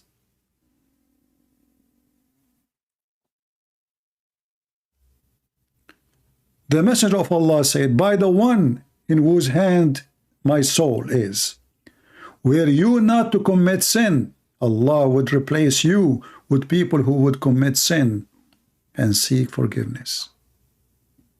That is telling you the whole story. Allah is the devil. And to be a follower of Allah, you need to do as more as sin as you can. Otherwise, you will be destroyed. You will be replaced. All what you need to do, just offer forgiveness. That's all. The devil trick. Be filthy like your father, the devil. Thank you all for being here. May the Lord bless you all. Until we see you soon again. Christ is Lord. Islam is a fraud. And Islam without lies dies. See ya. Take care.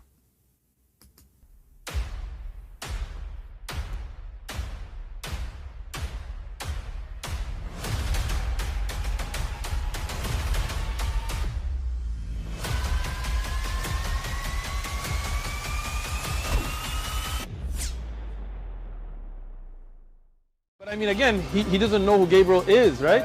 Because he didn't come from an Abrahamic faith. The people of Mecca were pagan. Quran is mentioned. If this book was from other than God, they would have found in it many contradictions. If a book is without contradictions, that has no bearing on whether it comes from God or not. I've had phone books that are inerrant, but I certainly don't think God gave them. That we believe without understanding. The brother asked a very important question, that most of the scholars say that listening to music, watching movies, and most of the television programs, they're haram. So how can we have fun? Let me tell you, brother, at the outset, that having fun is permitted in Islam as long as the fun is halal fun. That the standard narrative has holes in it. The Prophet tells us because Satan or the devil sleeps over our nostrils. Those who oversleep and not pray Fajr on time, Satan urinates in their ears. I really do think Jesus was crucified and that he really was dead and buried. He thought that he was a son of God in the sense that he was specially chosen by God. I think Jesus really did think he was going to be the Messiah, the future king of Israel. I mean, that is, after all, why they crucified him,